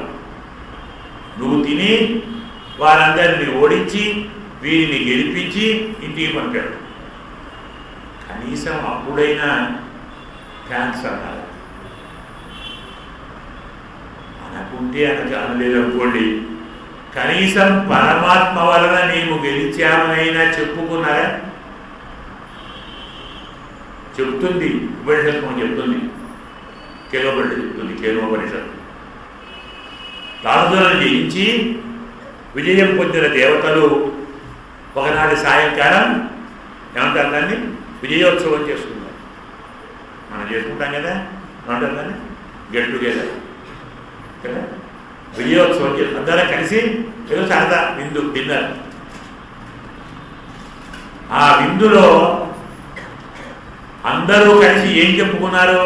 అస్మాకమేవాయం విజయ, అస్మాకమేవాయం విజయ, మాదే ఈ గెలుపు, మేమే గెలిచాం రాక్షసులను. ఎంత అన్యాయం అండి! అంటే నువ్వు అలాంటి వారినే కాపాడుతావా? అలాంటి వారిని కాదా? నిన్ను బాధ పెట్టి, నిన్ను నలిపి, నిన్ను అమ్మాయిని చేసి, కాసేపు అబ్బాయిని చేసి, కాసేపు డాక్టర్లను చేసి, పర్వతం కింద పడేసి తొక్కించి పైన ఎక్కించి దెబ్బలు కొట్టించిన వారికే సాయం చేస్తావా? సాగు లేని వారికే సాయం చేస్తావా? సాగు లేకుండా చేసి సాయం చేస్తున్నావా? నీవు కనపడకుంటే చచ్చే మాకు సాయం చేయవా? అబ్బాయిలకే చేస్తావు, అమ్మాయిలకు చేయవా? నీవు బాగుంటే చాలు, మాకు అంటూ విడిగా ఏమీ వద్దు అనేవారికి చేయవా? నీ బాగుతో మాకేం పని, మేం బాగుండాలని కోరుకునే వారికే సాయం చేస్తావా? అది కూడా 30 చేస్తావా? లక్షల మంది ఉంటే చేయవా? నేను చెప్తున్నామండి, ఈ ఒక్క మాటకు కరెక్ట్గా వ్యాఖ్యానం చెప్పుకోవాలంటే 6 నెలలు 3 నెలలు చెప్పుకోవచ్చు. ఎందుకు? 18 పురాణాలు, 18 ఇతిహాసాలు, 18 శృతులు, 4 వేదాలు, ఏ వేదాలలో, ఏ పురాణాల్లో, ఏ శృతులలో పరమ ఏ సమయంలో ఏ రాక్షసులను చంపాడు, ఏ దేవతలను కాపాడాడు, వారు ఎన్ని రకాల బాధలు పడ్డారు, పరమాత్మను ఎన్ని బాధలు పెట్టారు. ఎప్పుడు కావాలండి? చెప్పగలమా? అర్థం పూజలున్నాయి. ఇంకొకటి చెప్తున్నా. నరకాసురుడు అదితి యొక్క కుండలములు దొంగిలించుకొని పోయాడు. ఆమె యొక్క దివ్యమైన ఛత్రాన్ని దొంగిలించుకొని పోయాడు. 5 అవతారాలు నేను చేసిన వారిని అన్నిలా. ఇంద్రుడు మొరబెట్టుకున్నాడు, స్వామి కృష్ణ, ఇది మా పరిస్థితి, మమ్మల్ని కాపాడు అంటే సత్యభామతో కలిసి విహారానికి వెళ్ళినట్టు వెళ్ళి వాడిని చంపేసి ఆ కుండలాలని తీసుకొని స్వర్గానికి వచ్చి, అమ్మ అది తన కూడా తల్లే కదా, పవనావతారం, అమ్మకి అవి ఇచ్చి, మరి ఇంద్రుడికి కొన్ని ఇచ్చే కానుకలిచ్చి, కొన్ని సంపదలిచ్చి, అబ్బా స్వామి థ్యాంక్స్, మంచి పని చేశావు, అది వచ్చావు కదా, కాస్త ఇంటి భోజనం తీసుకో అని పొరపాటున పిలిచాడు ఇంద్రుడు. సరే మంచి భోజనమే చెప్పాడు. భోజనం చేశారు, కాసేపు విశ్రాంతి కూడా తీసుకున్నారు. ఇక సాయంత్రం అయింది, బయలుదేరదాం అని నాయన ఇద్దర బయలుదేరుతాం. అయ్యా మంచిదండి, సంతోషం అండి అని బయలుదేరారు. బయలుదేరితే ఆ అమరావతి నగరానికి వెలుపల ఒక చిన్న తోట ఉంది. దాన్ని ఏమంటారు? నందరం అంటారు. ఇక్కడి వారందరూ, అన్ని చోట్ల వారందరూ, ప్రతి ప్రాణి, ప్రతి జాతి జీవితంలో ఒక్కసారైనా నందనవనాన్ని చూడాలి, నందనవనంలో కూర్చోవాలి, అక్కడ విహరించాలి, ఆ భోగం అనుభవించాలని ఆశపడతారు. కృష్ణ పరమాత్మ కావాలని అక్కడికి బయలుదేరారు నందనవనం. పక్కన ఎవరున్నారు? ప్రియురాలు సత్యభామ. మరి ప్రియురాలు పక్కన ఉంటే చక్కని గార్డెన్ కనబడితే అబ్బాయి ఏమంటాడండి? పోతాడా? సరదా కాసేపు ఉందా? తాను అడగలేదు. గమనించాలి చమత్కారం. కృష్ణ పరమాత్మ అడగలేదు. సత్యభామ చాలా బాగుందండి తోట, కాసేపు కూర్చోకపోదాం, మళ్ళీ ఎప్పుడు వస్తామో స్వర్గానికి ఇచ్చాను కదా, అందులో నందనం ఉంటున్నారు కదా, సరే నీ ఇష్టం, నీ మాట కాదంట, నీకంటే ఎక్కువ నీ చెట్టు బాగుంది కూర్చున్నావా అన్నాడు. ఒక చెట్టు ఉంది, బాగుందా కూర్చున్నాడు. అదేం చెట్టు? పారిజాతం. వృషభారమార్త కావాలని నాన్నగారు ఆడతారండి. తీసుకొచ్చి అందులో పెట్టినాడు ఆ వృక్షం కింద. పారిజాత వృక్షం పరిమళాలు గాలులో సోకితే ఎవ్వరూ ఆ ప్రాంతాన్ని వదిలిపెట్టి పోయే ఆలోచనే రాదు. పరవశించిపోయింది, ఊగింది, తూగింది, స్వామిని గట్టిగా కౌగిలించుకుంది. స్వామి ఇక్కడే ఉన్నాడు, ఇదే బాగుంది, అక్కడే ఉంది. ఎలాగో ఇద్దరవే ఉన్నాం కదా, ఐదు ఉండిపోదాం, మనవాడే కదా. సత్య, ఈ పరవశం, ఈ మైకం, ఈ సుఖం, ఈ సంతోషం స్వర్గానికి కాదు. మనం కూర్చున్నామే ఆ చెట్టుది. ఏం చెట్టు స్వామి? మర్చిపోయావా? పారిజాతం. పారిజాతమా? ఏమి స్వామి ఇంత మోసం చేస్తారా? మోసమా? పేరు చెప్తే మోసమా? కాదు స్వామి, మాకు మీరు కింద మాట ఇచ్చారు కదా, పారిజాత పుష్పము రుక్మిణికి ఇచ్చాను, చెట్టు నీకే ఇస్తానన్నారు. జ్ఞాపకం ఉందా? జ్ఞాపకం ఉంది కాబట్టి తెచ్చి కూర్చోబెట్టారు కదా. మరచిపోతే నిన్ను మరిపించాలి అనుకుంటే కూర్చోబెడతాను, పక్కన కూర్చోబెట్టాడు.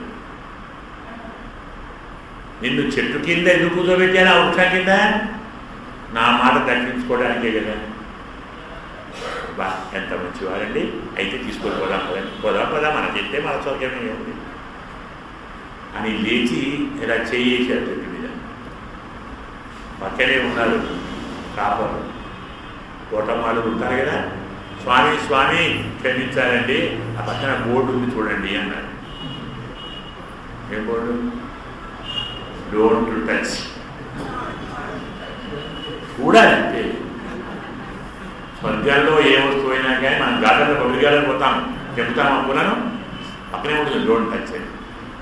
స్వామి బోర్డు చూడండి, డోంట్ టచ్. చూడండి, కూర్చోండి, అనుభవించండి, తిరగండి, ఆడండి, పాడండి, గంతులేయండి, కానీ ముట్టుకోకండి. సత్య చూసావా, వాళ్ళు ముట్టుకోవద్దు అంటున్నారు. పోదామా? మరీ అమాయకుడు కూర్చుంటా. ఆమె ఏమిటి స్వామి, ఇంద్రుడికి ఇచ్చింది మీరు స్వర్గాన్ని, కుండలాలు మీరు ఇచ్చారు, ఐరావతం మీరు ఇచ్చారు, విజయద్రవం మీరు ఇచ్చారు, స్వర్గం కూడా మీరు ఇచ్చిందే. స్వర్గం మీదే అయిందే, మనదే అనుకో. మరి మన స్వర్గానికి వాడవాడి తోడుగా చేరడానికి మనం పడినారే కానీ, అయినా మనమేం చేస్తున్నాం? ఒక్క చిన్న మొక్క తినబోతున్నాం, దానికి ఇంత గొడవనా? మనం స్వర్గం కాదంటే ఒక మొక్క, చిన్న మొక్క తినబోదాం, చూద్దాం ఏం చేస్తాడు. నేను చెప్తున్నాను, మా వారు మొక్క తినబోతున్నారు, తమ్ముంటే ఇంద్రుడు నాకు అని. భర్త పక్కన ఉంటే భార్య వెంటనే వీళ్ళు ఎక్కడ ఉంటాడు? వాడు అమాంత విడి చెప్పాడు. వాడు తెలియదప్పుడు ఎందుకు? పక్కన భార్య ఉండగా చెప్పాడు. ఆయన భార్య తెలియదు. ఏమండి, అతిథిగా వచ్చిన వారు అతి తీసుకొని పోక ఇంత దురాగతం చేస్తా, మీరు చూస్తూ ఊరుకుంటారా? నీకు బలం లేదా? ఆయనే బలవంతుడా? సత్యమాకి ఇంత గర్వమా? మనసోక్యం కాదా? చేత కాదా మీకు? నేను పోతాను, చూస్తాను. అప్పుడే ఇచ్చాడు కుండలాలు, ఛత్రం అప్పుడే ఇచ్చాడు, గుర్రాన్ని ఇచ్చాడు, ఏరుగుని ఇచ్చాడు, సంపద ఇచ్చాడు. ఒక్క చిన్న మొక్క తీసుకపోతానంటే ఇంటానికి వచ్చాడు. స్వామి అలాంటి వాళ్ళనే కాపాడతారు మీరు మమ్మల్ని అంటారా? మాకేముద్దయ్యా, నువ్వు కనపడు చాలు, నువ్వు పడుకుంటే చూస్తాం, నిద్రపోతుంటే చూస్తాం, కన్నులు తెలిస్తే చూస్తాం, మేలుకొంటే చూస్తాం, నడిచి వస్తే చూస్తాం, కూర్చుంటే చూస్తాం. ఇంతే మాకు. ఈ మాత్రం కూడా మాత్రమా?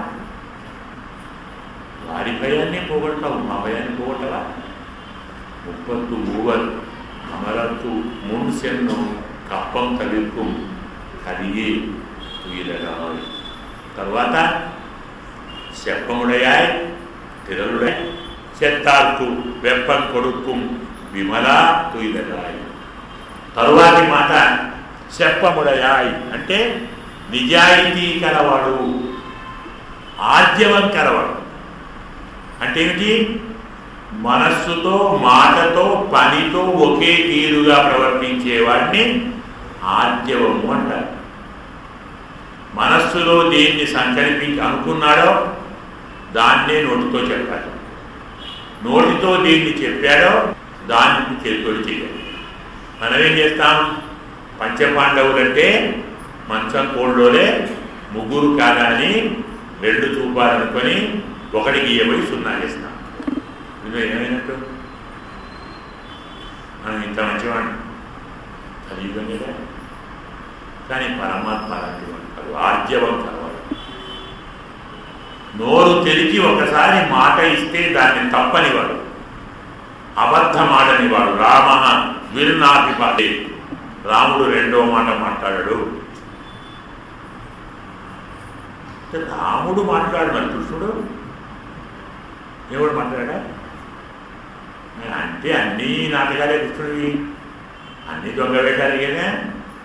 ఎరిగెక్కడుంది? చెప్పముడయా అంటే ఆద్యము కలవాడు, అలాగే రక్షణ కలవాడు. స్వామి యొక్క ధర్మం ఏమిటి? రక్షణ. రక్షణ అంటే రక్షిత జీవలోకస్య స్వజనస్య చ రక్షిత, రక్షిత సర్వలోకస్య ధర్మస్య చ పరంతప. ఉంటుంది రామాయణం. హనుమంతుడే చెప్పాడు రాముడంటే ఏమిటి? రాముడంటే రక్షిత. ఆయన గుణం, ఆయన ధర్మం రక్షణ. ఎవరిని? స్వస్య ధర్మస్య, తన ధర్మాన్ని తాను కాపాడుతాడు, తన వారిని కాపాడుకుంటాడు, మర్చిపోదు. రాముడి ప్రత్యేకత ఏమిటంటే స్వజనులు ఎవరు తనవారో వారిని జాగ్రత్తగా కాపాడుకుంటాడు. తన వారిని ఒక్కడిని రాముడు బయటికి పోనివ్వలేదు. తక్కిన వారు తన వారిని బయటికి పట్టి చెడు తెచ్చుకున్నారు. సరే, రావణాసురుడు తమ్ముడిని ఎవరైనా విభీషణుడిని కళ్ళకు పడిపోయాడు. ఏమైంది? మొత్తం లంకెట్లో వాడే చెప్పాడు. వాడు కూడా రావణాసురుడి దగ్గరే ఉండుంటే మరి కాస్త ఆలస్యం లేదు రాముడికి. రావు చంపుతాడనుకోండి తెలుసండి. తన వాడిని, తనకు కావలసిన వాడిని తానే చేతులారా దూరం చేసుకున్నాడు రావణాసురుడు, కష్టాలు తెచ్చుకున్నాడు. అలాగే వాడి కూడా తనవాడైన సుగ్రీవుణ్ణి దూరంగా తరిమేశాడు, కష్టాలు తెచ్చుకున్నాడు. అదే రాముడు ఒక్కడే బయలుదేరా. లక్ష్మణస్వామి, భరతుడు, శత్రుఘ్నుడు పక్కవారిని తాను తెచ్చుకొని కాపాడాడు తప్ప తన వారిని వదులుకున్నాడా? అంటే రాముడి గుణం రక్షణ. తన వారిని కాపాడుతాడు, తన వారిని కాపాడుతాడు, సకల లోకాలను కాపాడుతాడు, తన ధర్మాన్ని కాపాడుతాడు. దానికి కావలసిన బలం ఉన్నవాడు, అలాగే నిజాయితీ ఉన్నవాడు, ఆర్జవం ఉన్నవాడు. శూర్పణఖ వచ్చి నువ్వెవరయ్యా, మీరు ఇక్కడ ఎదుర్కొన్నారు, ఇది చాలా భయంకరమైన అడవి, అందరూ రాక్షసులు ఉంటారు, మీరు చూస్తే మనుషుల్లా కనబడుతున్నారు, అందులో జటలు ఉన్నాయి, నారవస్త్రాలు ఉన్నాయి, తపస్సులు అనుకున్నాం, చేతిలో ఆయుధాలు ఉన్నాయి, పక్కన అమ్మాయి దీని సంగతి. గృహస్థుడవా, బ్రహ్మచారివా, వానప్రస్థుడవా, సన్యాసివా, ఋషివా, క్షత్రియుడవా, యోధుడా, ఇక్కడికి ఎందుకు వచ్చావయ్యా? ఇంత సుకుమారంగా ఉన్నావు. నీలాంటి సౌకుమార్యం సౌందర్యం ఉన్న వ్యక్తులు ఇలాంటి చోట బ్రతకలేరు. నిన్ను ఇక్కడి వాళ్ళు బ్రతకనియ్యరు. ఇక్కడి వాళ్ళు ఎవరో కాదు, నేనే బ్రతకలేదు. నాకు బాగా నచ్చావయ్యా నువ్వు, బాధది. ఆమెకు నచ్చాడు రాముడు. ఎవరామె? శూర్పణఖ. తెలుసా ఎంత చిన్న పిల్ల? చాలా పడుచు పిల్ల, చిన్న వయసు. ఎంత? 55,000 సంవత్సరాలు మాత్రమే. రావణాసురుని వయస్సు 65,000, చెల్లెలు కాబట్టి 10,000 తీసేద్దాం, అది వాళ్ళ ఊహే, ఇంకా ఎక్కువనే ఉంటాయి. 55,000 సంవత్సరాల చిన్న పడుచు పిల్ల 35 ఏళ్ల రాముణ్ణి వరించింది. నువ్వు నాకే నచ్చావురా నాయన, ఎలా బతుకుతావురా, ఎందుకు ఆలోచించావు? నా పేరు శూర్పణఖ, నేను రాక్షసిని, రావణాసురుని చెల్లెలను, ఈ మనిషితో నీకేం పని? మానవకాంత నీకేం సుఖాన్ని సంతోషాన్ని ఇస్తుంది, నేను ఇస్తాను అడుగుతాను. ఈ అడివంతా మనవే, గుహలన్నీ మనవే, చెట్లన్నీ మనవే, హాయిగా విహరిద్దాం. ఆమె అంటుందా? భయపడుతున్నావా? ఆమె అంటుందేమని ఆమె నోట్ వేసుకుంటారు, మరి ఇద్దరే చూద్దాం. చాక్లెట్టే కదా నోట్ వేసుకుంటే, భార్య ఉందని భయపడితే నోట్ వేసుకుంటారు, సరిపోతుంది. అదే ఇంత భయంకరంగా శూర్పణఖ మాట్లాడితే రాముడు ఏం చెప్పాడండి? మర్యాదగా బుద్ధిమంతుడుగా, మాది ఇక్ష్వాకువంశమండి, మా నాన్నగారు దశరథ మహారాజు గారండి, మా అమ్మగారు కౌసల్య అండి, మాది అయోధ్య అండి, ఎందుకంటే ఈ స్టోరీ అనుకో, ఏదో వచ్చాముంటున్నావు కనుక కాదు నిజాయితీ. హాని చేస్తాను, చంపుతాను, నేను రాక్షసిని, నిన్ను వరించాను, చితను ఇన్ని మాయనాలతోటి మొత్తం పుట్టు పూర్వత్రాలు వంశావళంతా చెప్పాడు. పరమ బుద్ధిమంతుడైన బాలుడు రాముడు, మాయకుడు బాబు, అమాయకుడే కానీ బలం కలవాడు, తీరలుడయా మర్చిపోవద్దు. ఇంత అమాయకంగా ఉన్నాడని ఏమైనా చేయటానికి వస్తే మళ్ళీ ఒక్కడిని వెనక్కి తిరిగిపోలేదు. ఎంతటి అమాయకత్వం ఉందో, ఎంతటి నిజాయితీ ఉందో, ఎంతటి ధర్మం ఉందో అంతటి బలం, అంతటి రక్షణ శక్తి ఉంది. 14,000 మంది బయట మీద పడితే ఎంతసేపు? 72 నిమిషాలలో చంపేసాడు. బలం ఇవన్నీ రాముడికి ఉన్నాయంటే మరి కృష్ణుడికి ఉందా? కృష్ణుడు నిజాయితీ వాడేనా? తాను వెన్న తిని అడ్డమొచ్చిన ఇంటి కోడలు మూతికి వెళ్ళరాసిపోయేవాడు. వెన్న తినేది తాను, పిల్ల అడ్డం వచ్చింది, కోడలి పిల్ల, ఇంత నోటికి రాసి మూతికి రాసి వెళ్ళిపోయేవాడు. గతి ఏంటి? చూసిన వాళ్ళు అత్తగారు ఏమనుకుంటుంది? కోడలు వెన్న తిన్నావా అని గుర్తులు పడుకుంటారు. వీడు నవ్వుకుంటూ కాదంతా నేనే తిన్నాను వెన్న, అడ్డం వస్తే చెయ్యి తాగింది అంటింది, కోడలు తినలేదంతా, కొట్టినాక చెప్తాడు, ముందు చెప్పదు ఆ మాటలో.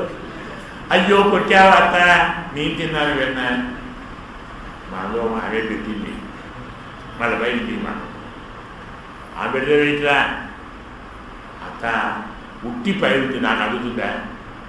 నేను ఎంత ఇంత ఉన్నాను కదా, నేను ఎట్లా అందుకుంటాను? అవునురా, ఎట్లా తిన్నా చెప్పు మరి. తెలిసినావరా, నీ కోడలే పెట్టింది తీసి రారా టిక్కయ్యా, పిలిచి నాకు పెట్టింది, నేను తిని ఇలా అంటే బుద్ధి అయితే వచ్చింది. ఇంకో మానే మనకు ఇంత ఉండగీడు ఇలాంటి కిట్టయ్యకు మరి నిజాయితీ ఉందా, ఆద్యం ఉందా, అద్భుతంగా ఉందా? కృష్ణ పరమాత్మకు ఎంతటి ఆద్యమం లేకుంటే ఒక్కసారి ద్రౌపది గోవింద పుండరీకాక్ష రక్షమాం శరణాగతాం అని ఒక్కసారి ఎదిగెత్తి పిలిచిన పుణ్యానికి అప్పటి నుంచి వారు స్వర్గానికి వెళ్ళేంత వరకు అడుగడుగున వెంట ఉండి కాపాడాడు లేదా? వస్త్రాలు ఇచ్చాడు, అరణ్యవాసంలో అడుగడుగు తాను కాపాడాడు. కీచకుడు, బకుడు, కింబీరవుడు, హిడింపుడు ఇలాంటి మహామహులందరినీ తాను పట్ల నుండి వదిలింపజేశాడు. దూర్వాసుడు వస్తే తాను మెతుకులు తిని వాళ్ళ కడుపు నింపాడు. కౌరవ పాండవ యుద్ధం వచ్చినప్పుడు యుద్ధంలో కర్ణుడు నాగాస్త్రం ప్రయోగించాడు. నాగాస్త్రానికి తిరుగులేదు, దాన్ని ఎవడు ఏం చేయలేడు. వాడు కర్ణుడు అర్జునుని మెడకు గురిపెట్టి నాగాస్త్రం వేశాడు. స్వామి రథాన్ని తన కాలి బొటన వేలుతో కిందికి తొక్కాడు. ఇక్కడ గురి కిరీటాన్ని కొట్టింది. కిరీటం గురి అర్జునుడు బావా కిరీటం పోయింది బావా తలకాయ దిగాలి నాకు పెడతాం మాడిపోతే నీ కిరీటం పోతే ఇంకో పెట్టుకోవచ్చు. తలకాయ పోతే ఏం చేస్తావు? గుర్తుంది ఎర్రా తలకాయ ఉంది ఉంటే కిరీటం పోతే కిరీటం చేసుకో. కిరీటం పోతే కిరీటం చేసుకో. తలకాయ పోతే కిరీటం వస్తుందా? ఎలా ఇంత అమాయకంగా ఉన్నావా? గమనించండి స్వామి. నారాయణాస్త్రం ప్రయోగిస్తే తాను లేచి నిలబడి తన వక్షస్థలాన్ని ఎదురుగా పెట్టాడు. వచ్చాక వీరని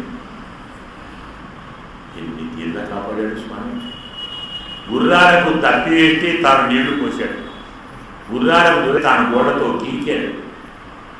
యుద్ధం మొత్తం పూర్తయిన తరువాత ఈ రోజుతో యుద్ధం పూర్తయింది, ఇక మనం రేపు ఇంటికి వెళ్ళవచ్చు అనుకున్నప్పుడు ఆ సాయంకాలం తమ గుడారానికి వెళితే కృష్ణుడు అర్జున రథం దిగు అన్నాడు. తాను రథం మీద కూర్చొని ఏమిటి బాగా అలా చేస్తున్నాను? ముందు నువ్వు దిగాలి కదా. ముందు ఎవరు దిగాలి? సారథి దిగాలి కదా. డ్రైవర్ దిగి డోర్ తీసి పట్టుకుంటే దొరకాలలో ఉంటుంది కదా. మరి ముందు నువ్వు దిగాలి. దిగురా తాగాలియో పడతాడు అయినా దిగుతాను. స్నేహమే కదా. ఎక్కడ వాళ్ళు వేరే లేదు. అమాంతం దిగాడు అతడు. అతను దిగగానే కృష్ణుడు రథం నుంచి దూకాడు. దిగడే. కృష్ణుడు దూకిన వెంటనే రథం నిలువెల్లా కాడి బూడిద కుప్పయింది. ఇంత బూడిద బాగా ఏంటి నీ పరాక్రమం రా. ఆ పరాక్రమం మరి ఏమనుకుంటున్నారా? భీష్ముడు, ద్రోణుడు, కర్ణుడు, శల్యుడు, అశ్వత్థామ, భగదత్తుడు, ఇలాంటి ఉపాధ్యాయులు, ఇలాంటి వాళ్ళందరూ ఎన్ని అస్త్రాలు వేశారా? బ్రహ్మాస్త్రాలు, వారుణాస్త్రాలు, ఆగ్నేయాస్త్రాలు, వాయవ్యాస్త్రాలు, పార్వతాస్త్రాలు, నాగాస్త్రాలు. వాటిని మొత్తాన్ని నువ్వే ఆపారా? నీ బలం వాటిని ముందే చెప్పాడు రథానికి, అస్త్రాలకు. రథమా యుద్ధమయ్యేదాకా ఏ అస్త్రాలు వచ్చినా నీలో దాచుకో. యుద్ధం పూర్తయి నేను దిగగానే కాల్చేసేది. అంటే అవన్నీ మన పాటలో ఫిక్సెడ్ డిపాజిట్ అందులో ఇచ్చాడు. టైం అయిపోయింది, కాల్చిపడేసాడు. ఇట్లా ఎందుకు చేయలేదండి స్వామి. అంతేకాదు రాయబారానికి కృష్ణుడు పోతున్నప్పుడు కొద్ది గుర్తించింది. అన్నయ్య మా ఆయన ఏదో చెప్పాడు, ధర్మరాజు అర్జునుడు ఏదో చెప్పాడు, అందరూ ఏదో చెప్పారు, అందరినీ అడిగావు, నన్ను అడిగావా? నేను చెప్పదా? నేను చెప్పాలా? నీకు తెలుసు కదా. కొంచెం వీటిని జాగ్రత్తగా చూడు. విరబోసుకునే ఉన్నాను. ఇలాగే విరబోసుకునే ఉండాలా? దుర్యోధనుడితో మాట్లాడుతున్నప్పుడు ఈ విరబోసుకున్న కేశములను జ్ఞాపకం చేసుకొని మాట్లాడాలి. కృష్ణుడు అంటాడు, ద్యౌ పతేత్ పృథివీ సీర్యేత్ హిమవాన్ శకరీభవేత్ సుష్యేత్ తోయనిధి కృష్ణే నమే మోహం వచో. ద్రౌపది, ఆకాశం విరిగి కింద పడని, భూమి చీలిపోని, హిమవంతుడు ముక్కలు ముక్కలుగా విడిపోని, సముద్రాలు ఇంకిపోని నా మాట వ్యర్థం కాదు. నేను ఆ మాట తప్పదు హామీ ఇచ్చాడు. ఇది నిజాయితీ కదా? ఇది ఆద్యం ఉందా? మోసం ఉందా? కాబట్టి కృష్ణుడు కూడా నిజాయితీ కలవాడు. కృష్ణుడే నిజాయితీ కలవాడు. ఇంకా బాగా చెప్పాలంటే రాముడి కంటే కృష్ణుడు చేస్తాడు. అదేంటంటే రాముడు రావణాసురుణ్ణి వధించడానికి జాగ్రత్తగా ఆలోచించాడు. దేవతల రావణాసురుని వల్ల భయం తొలగిపోవటానికి, వాడిని సంహరించడానికి ఏం చేశాడు స్వామి? తన ప్రియురాలైన సీతమ్మను లంచకు పంపాడు. వేటగాడు పులిని పట్టాలంటే ఒక బోను ఏర్పాటు చేసి ఆ బోను ముందర ఒక మేకనో లేడినో పెడతాడు. ఆ లేడిని తినడానికి పులి వస్తుంది, బోరులో పడుతుంది. పులిని బోరడానికి లేడిని పెట్టిన రావణాసురుడిని చంపడానికి గమనించాడు. తన ప్రియురాలి నెరవేర్చిన రాముడి జాయితీ కూడా మరి కృష్ణుడు సత్యభామను రుక్మిణినో నెరవేర్చాడా? ఎవరైనా పోనిచ్చాడా? ఎవరైనా రానిచ్చాడా దగ్గర లోపలికి? జాయితీవాడు ఎవరండి? కృష్ణుడే. అందుకే సెప్పముడయాయ్ తిరలుడయాయ్ సెత్తాల్కు వెప్పం కొడుకుం విమల తుయిలయాయ్. ఈ మహానుభావుడు శత్రువులకు వణుకును పుట్టించేవాడు. ఎవరికి శత్రువులకు? శత్రువులు పరమాత్మకున్నారా? నమే ద్వేష్యోస్తే మరి ఎక్కడికి? పరమాత్మ భక్తుల శత్రువులే పరమాత్మ శత్రువులు. ఎవరు పరమాత్మకు శత్రువులో వారే భక్తులకు శత్రువులు. ఎవరు భక్తులకు శత్రువులో వారే పరమాత్మ శత్రువులు. మనం చెప్పుకున్నాం, జ్ఞాపకం. రాయబారానికి వచ్చినటువంటి కృష్ణ పరమాత్మను దుర్యోధనుడు విందుకు పిలిస్తే అతను రాకుండా ఎక్కడ తిన్నాడు? విదురుడు. ఇదేం పనయ్యా, వావవు కదా, కావలసిన వాడవు కదా అని రాజమర్యాదను కూడా కాదని నిన్ను విందుకు అంటే ప్రోటోకాల్ అన్నమాట. కాదని విందుకు పిలిస్తే పోయి అక్కడ తిన్నావా? నీకేం తెలుసురా ఇచ్చివాడా? నీవు రాజు, నీకు తెలుసా? నువ్వు క్షత్రియుడవా? చెప్తాను, రాసుకో. ద్విషదన్నం నభోక్తవ్యం ద్విషంతం నైవ భూమి. శత్రువుకు అన్నం పెట్టకూడదు, శత్రువు పెట్టిన అన్నం తినకూడదు అంటే నాకు తెలిసింది, నువ్వు చెప్పాలి. కానీ శత్రుత్వం మనకే ఉందయా? ఓడిపించివాడా? నీకు పాండవులు ఏమవుతారు? శత్రువులేనా? వారికి నేనేమవుతాను? మిత్రుడినే. మరి శత్రువుల మిత్రుడిని నీకేమవుతాను? నాకు పాండవులు ఏమవుతారు? మిత్రులు కదా. వారికి నువ్వేమవుతావు? శత్రువు కదా. మిత్రుడి శత్రువు నాకేమవుతాడు అన్నాడు. శత్రువులు ఆయనకి ఎవరు లేరు. ఎవరు ఆయన భక్తులకు శత్రువు ఆయన తండ్రి శత్రువు. తమ భక్తులకు ఏది కావాలి, ఏది చెయ్యాలి, హాని చెయ్యాలి అని భావిస్తారో అలాంటి దాన్ని వారికి స్వామి కలిగిస్తారు. అందుకే శత్తాకు వెప్పం కొడుకుం. ఇలా తనను నమ్మిన వారికి హాని చేసేవారిని నశింపజేసేవాడైనా విమల పరిశుద్ధుడు, ఏమాత్రం పక్షపాతం ఉన్నది అన్న వంక తెచ్చుకోనివాడు.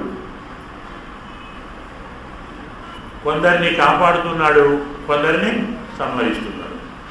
కొందరు మానవులుగా, కొందరు దేవతలుగా, కొందరు రాక్షసులుగా, కొందరు పశువులుగా, కొందరు మృగములుగా, కొన్ని కీటకములుగా, కొన్ని బండలుగా. ఇదంతా ఆయన సృష్టి కదా. మరి సృష్టించేవాడు ఆయనే కదా. ఆయన ఇష్టమే అయినప్పుడు అందరినీ మంచి సృష్టించరాదు. ఈ రాళ్ళు రప్పరెందుకు, ఈ బాధలు ఎందుకు? కొందరు గుడ్డివాళ్ళు, కొందరు గుడివాళ్ళు, కొందరు చెట్టివాళ్ళు, కొందరు రోగగ్రస్తులు, కొందరు దేవతలు, కొందరు యక్షులు. ఇంత పక్షపాతం ఎందుకయ్యా నీకు? ఇంత అన్యాయం. మరి అందరినీ మంచివారిగా ఎందుకు సృష్టించవు? అందరికీ దేవతలు ఎందుకు సృష్టించవు? అందరికీ ఆనందం సుఖం ఎందుకు ఇవ్వవు? ఇలా చేస్తున్నావు కాబట్టి నీకు పక్షపాతం ఉన్నట్టేనా? వైషమ్య నైపుణ్యే మనకి ఒక బ్రహ్మసూత్రని ఉత్తమాన్ని అడిగి చివరిగా మాట్లాడబడింది. వ్యాసకి ఓ 545 బ్రహ్మసూత్రాలు రాశాడు. ఇది బ్రహ్మసూత్రం. ఇలా చేసిన పరమాత్మకు పక్షపాతం రాదా? దయలేని వాడని అపనించరాదా? అస్సలు ఎందుకు రాదు? తాము చేస్తేనే. నీ చేతికి ఒక కత్తి ఇచ్చాను, చేతికి పండు ఇచ్చాను, నువ్వేం చేయాలి? కత్తితో పండు కోసుకొని తినాలి. నువ్వు పండు బదులు కడుపు కోసుకొని దేవుడు కత్తిచ్చాడు నా కడుపు కోసాడంటే ఒప్పుకున్నావా? అక్కడ ఎవరు కోసుకున్నారు? బాధ ఎవరికి? నీకు. ఎందుకు బాధ? కోసుకున్నావు. పండు కోసుకుంటే తింటావు, కడుపు నిండుతుంది. పండు కోసుకుంటే కడుపు నిండుతుంది, కడుపు కోసుకుంటే బాధ చచ్చిపోతావు. పరమాత్మ కత్తి ఇచ్చాడు, ఎలా వాడుకోవాలో నీకు బుద్ధి ఇచ్చాడు, మనస్సు ఇచ్చాడు, వివేకం ఇచ్చాడు, దానికి శాస్త్రం ఇచ్చాడు, పెద్దల యొక్క జ్ఞానం ఇచ్చాడు, ఊరని ఇచ్చాడు. చెయ్యి. శరీరాన్ని ఇచ్చాడా? కాళ్ళు చేతులు ఇచ్చాడా? మనస్సు ఇచ్చాడా? బుద్ధి ఇచ్చాడా? ఎలా మెలుకోవాలో చెప్పాడా? తప్పు చేస్తే ఎవరు బాధ్యుడు? ఆయన నువ్వా? నీవు చేసిన కర్మే నీకు ఫలితాన్ని ఇస్తున్నది. కడుపు కోసుకున్నావు, చస్తావు. పండు కోసుకున్నావు, తింటావు. నది బావి తవ్వాము, నీళ్లు చేసుకొని తాగురా అని బావి తవ్వాడు. ఒకటి పోయి అందులో పడి చచ్చాడు. తప్పు బావి తవ్వాడు. ఇప్పుడు ఎందుకు బావి తవ్వాడండి? వాడు చచ్చాడు అందులో పడి. మన బుద్ధి తవ్విడికి అంటామా మనం? తప్పు పడ్డవాడినా బావి తవ్వినవాడినే. అంతే. పరమాత్మ నీకు శరీరాన్ని ఇచ్చాడు, ఏం చేయాలో చెప్పాడు, ఉపకరణాలు ఇచ్చాడు, వాడుకో. వాడుకోవు. నేను ఏరు కోసుకుంటాను, దేవుడు తిడతాను, తప్పు. అందుకే అతను విమల, పరిశుద్ధుడు, ఏ దోషము అంటని వాడు. శరీరం నీకు ఇచ్చాడు, నీకు ఇచ్చాడు, నీకు ఇచ్చాడు. రావణాసుడికి ఇచ్చాడు, సీతమ్మకు ఇచ్చాడు, విభీషణుడికి ఇచ్చాడు, వారికి ఇచ్చాడు, సుగ్రీవుడికి ఇచ్చాడు. రావణాసురుడు హింసించాడు, విభీషణుడు రక్షించాడు. వాడికి శిక్ష, వీడికి రాజ్యం. ఎందుకు రాజ్యం? చేసిన దానికి. నీవు ఏ పని చేశావో దానికి ఫలితం ఇచ్చాడు. పని చేయని దానికి శరీరం నీకు ఇచ్చాడు, శాస్త్రాడు, జ్ఞానం ఇచ్చాడు, బుద్ధి ఇచ్చాడు. కాబట్టి నీవు చేసిన కర్మే నీకు పరమాత్మ తూచి మరీ బ్యాలెన్స్ చేసి నీకు ఫలితం ఇస్తాడు. నువ్వు పని చేయలేదు ఇవ్వడు. నువ్వెవరు అనవసరం, నువ్వేమిటి అనవసరం, నువ్వేమి చేశావు అనుభవించు. తన భార్య అయినా, తన తమ్ముడైనా, తన కొడుకైనా, తన తండ్రి అయినా అనుభవించి తీరాలి. మా రాముడు, మా స్వామి, మా అబ్బాయి రాజు కావాలి. రాముడు రాజ్యం ఏరుతుంటే నేను కనులారా చూడాలని కోరుకున్నాడు దశరథుడు. ఆ కోరుకున్న పాపానికి పరమాత్మకు తండ్రిగా పుట్టి కూడా చావగానే వైకుంఠం పోకుండా స్వర్గానికి పోయాడు. కోరుకున్నావు, కోరిక చేయాలి కదా, ఉండు స్వర్గం. అయ్యో మా నాన్న ఎలా నువ్వుకోలేదే, ఇచ్చే నాది లేదు, నువ్వే. నీవు చేస్తేనే నీకు శిక్ష, నేనేమి చెయ్యను. అందుకే విమల. ఇక చెప్పన్న మనమలై సెవ్వాయి చిరుమరంగోడు నప్పినగాయ్ తిరవే తుయిలగాయ్. పై వరకు స్వామిని పొగిడారు, స్వామిని స్తోత్రం చేశారు, స్వామి గుణాలను చెప్పారు. ఇక్కడ అమ్మవారి సౌందర్యాన్ని చెప్తున్నారు. ఎందుకు? స్వామి ఇంత మంచివాడైనా, భగవంతుడైనా, మంచివాడైనా, రక్షకుడైనా అతని చేతులు అతను ఉంటే కదా ఆయన కాస్త చేతిలో ఉన్నాడు. అమ్మ సౌందర్యంలో ప్రవాహంలో కొట్టుమిట్టాడుతున్నాడు.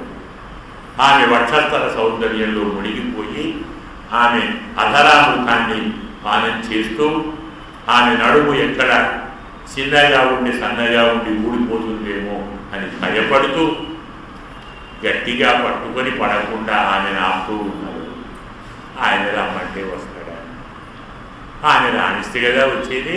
తల్లి, నీ సౌందర్యం, నీ సౌకుమార్యం, సౌగంధ్యం, నీ విభ్రమం, నీ వయ్యారం, నీ విలాసం నీవు స్వామిని వశం చేసుకొని మమ్ములను కాపాడటానికి కదమ్మా, నీ సంతోషం కోసమా?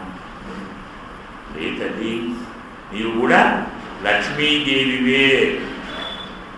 కాబట్టి ఎలాంటి లోపం లేదు నీకు, నీవు పరిపూర్ణరాలవు. తలుపుతీయమ్మా. లేచి ఏం చేయాలి? స్నానం చేయించాలి. ఎవరిని? కూడాను. ఎవరితోటి? నీ భర్తతోటి. ఇంకేమి ఇవ్వాలి? మేము స్నానం చేయటానికి ఓ విసనకర్ర కావాలి, ఓ అద్దం కావాలి. ఆ రెండుతో నీ భర్త కూడా కావాలి. ఏం బాగున్నది ఇలా మాట్లాడొచ్చా అంటే? ఎవరైనా అమ్మాయిని పట్టుకొని నీ భర్తను నాకు ఇవ్వు, నేను నీ భర్తతో కలిసి స్నానం చేస్తాను ఎవరైనా కోరుకుంటారంటే మరి పెట్టలేదు. ఏదైతుందిదే లోకంలో ఎప్పుడు ఉంటుంది. ఎందుకు? లోకంలో భార్యలు వేరు, భర్తలు వేరు. ప్రతి వారికి వారి వారి భర్తలు ఉంటారు. కానీ మరి పరమాత్మ ఎక్కడ ఉన్నారు? ఒక్కడే. ఇంకోటి ఉంటే కదా 10 మంది పరమాత్మలు ఉంటే తలపాటు తీసుకున్నాను. ఉన్నదే ఒక్కటండి. మరి ఏం చేయాలి? ఆయన తీసుకున్నాం. మనం అందరం స్త్రీలము, ఆయన ఒక్కడే పురుషుడు. మరి ఇంకేం చేస్తాం? వేరే దిక్కు లేదు, ఆయనే కావాలి. ఏకమేవ అద్వితీయం, పరమాత్మ ఒక్కడే, అతనే అందరికీ నాదుడు. మనం అందరం భార్యలము. పరమాత్మను ప్రసాదించవమ్మా, అతని దయను మాకు చూపమమ్మా, అతని కరుణాన్ని మాకు ప్రసరింపజేయవమ్మా, వచ్చి తలుపు తీయవమ్మా. స్నానం అంటే చెప్పుకున్నాం మనం, సంశ్లేషము అని. పరమాత్మతో సమాగమాన్ని కలిగించవమ్మా. ఇలా మనం వాచ్య అర్థాన్ని పూర్తి చేసుకున్నాం అనుకున్నాం. నిన్న వాక్యం పూర్తి చేసుకోలేదు, కొంచెం చెప్పుకున్నాం. నిన్నటి పాఠం యొక్క వాక్యం చెప్పుకొని, వ్యయం చెప్పుకొని, ఈరోజు పాఠం యొక్క వాక్యం చెప్పుకోలేదు. పుణ్యకార్యమైంది కాబట్టి ఈరోజు వాక్యం వరకే ఆపితే రేపు తగ్గుతుంది బాగా. రేపు ఈనాటి వ్యంగ్యం, రేపు మొత్తం పాచురం. మళ్ళీ మనకు ఎల్లుండి బాకీ పెట్టకుండా రేపు పాచురాన్ని పూర్తి చేద్దాం. ఈరోజు పాచురాన్ని అనుసంధానం చేసుకుందాం.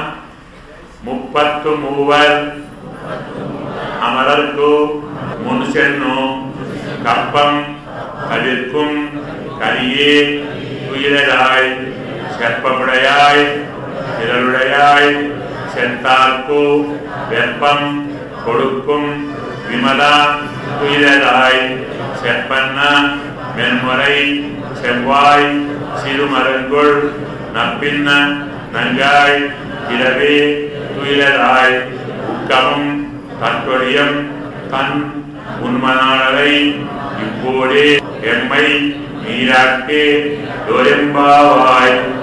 ஆண்டாள் திவ்ய திருவடிகளே சரணம். ஸ்வஸ்தி பிரஜாப்யத் பரிபாலயந்தாம் ஞாயேன மார்கேண மஹீமஹீஷாः. கோப்ராஹ்மணேभ्य சுபமஸ்து நித்யம். லோகாः సమస్తాः సుఖినో భవంతు. అస్మద్ గురుభ్యో నమః. జై శ్రీమన్నారాయణ. సోచ్చిష్ట మాలికా బంధగంధ బంధుర జిష్ణవే విష్ణుచిత్త తనూజాయై గోదాయై నిత్యమంగళం. మాతృజా కింత్రాణబద్ధ కంక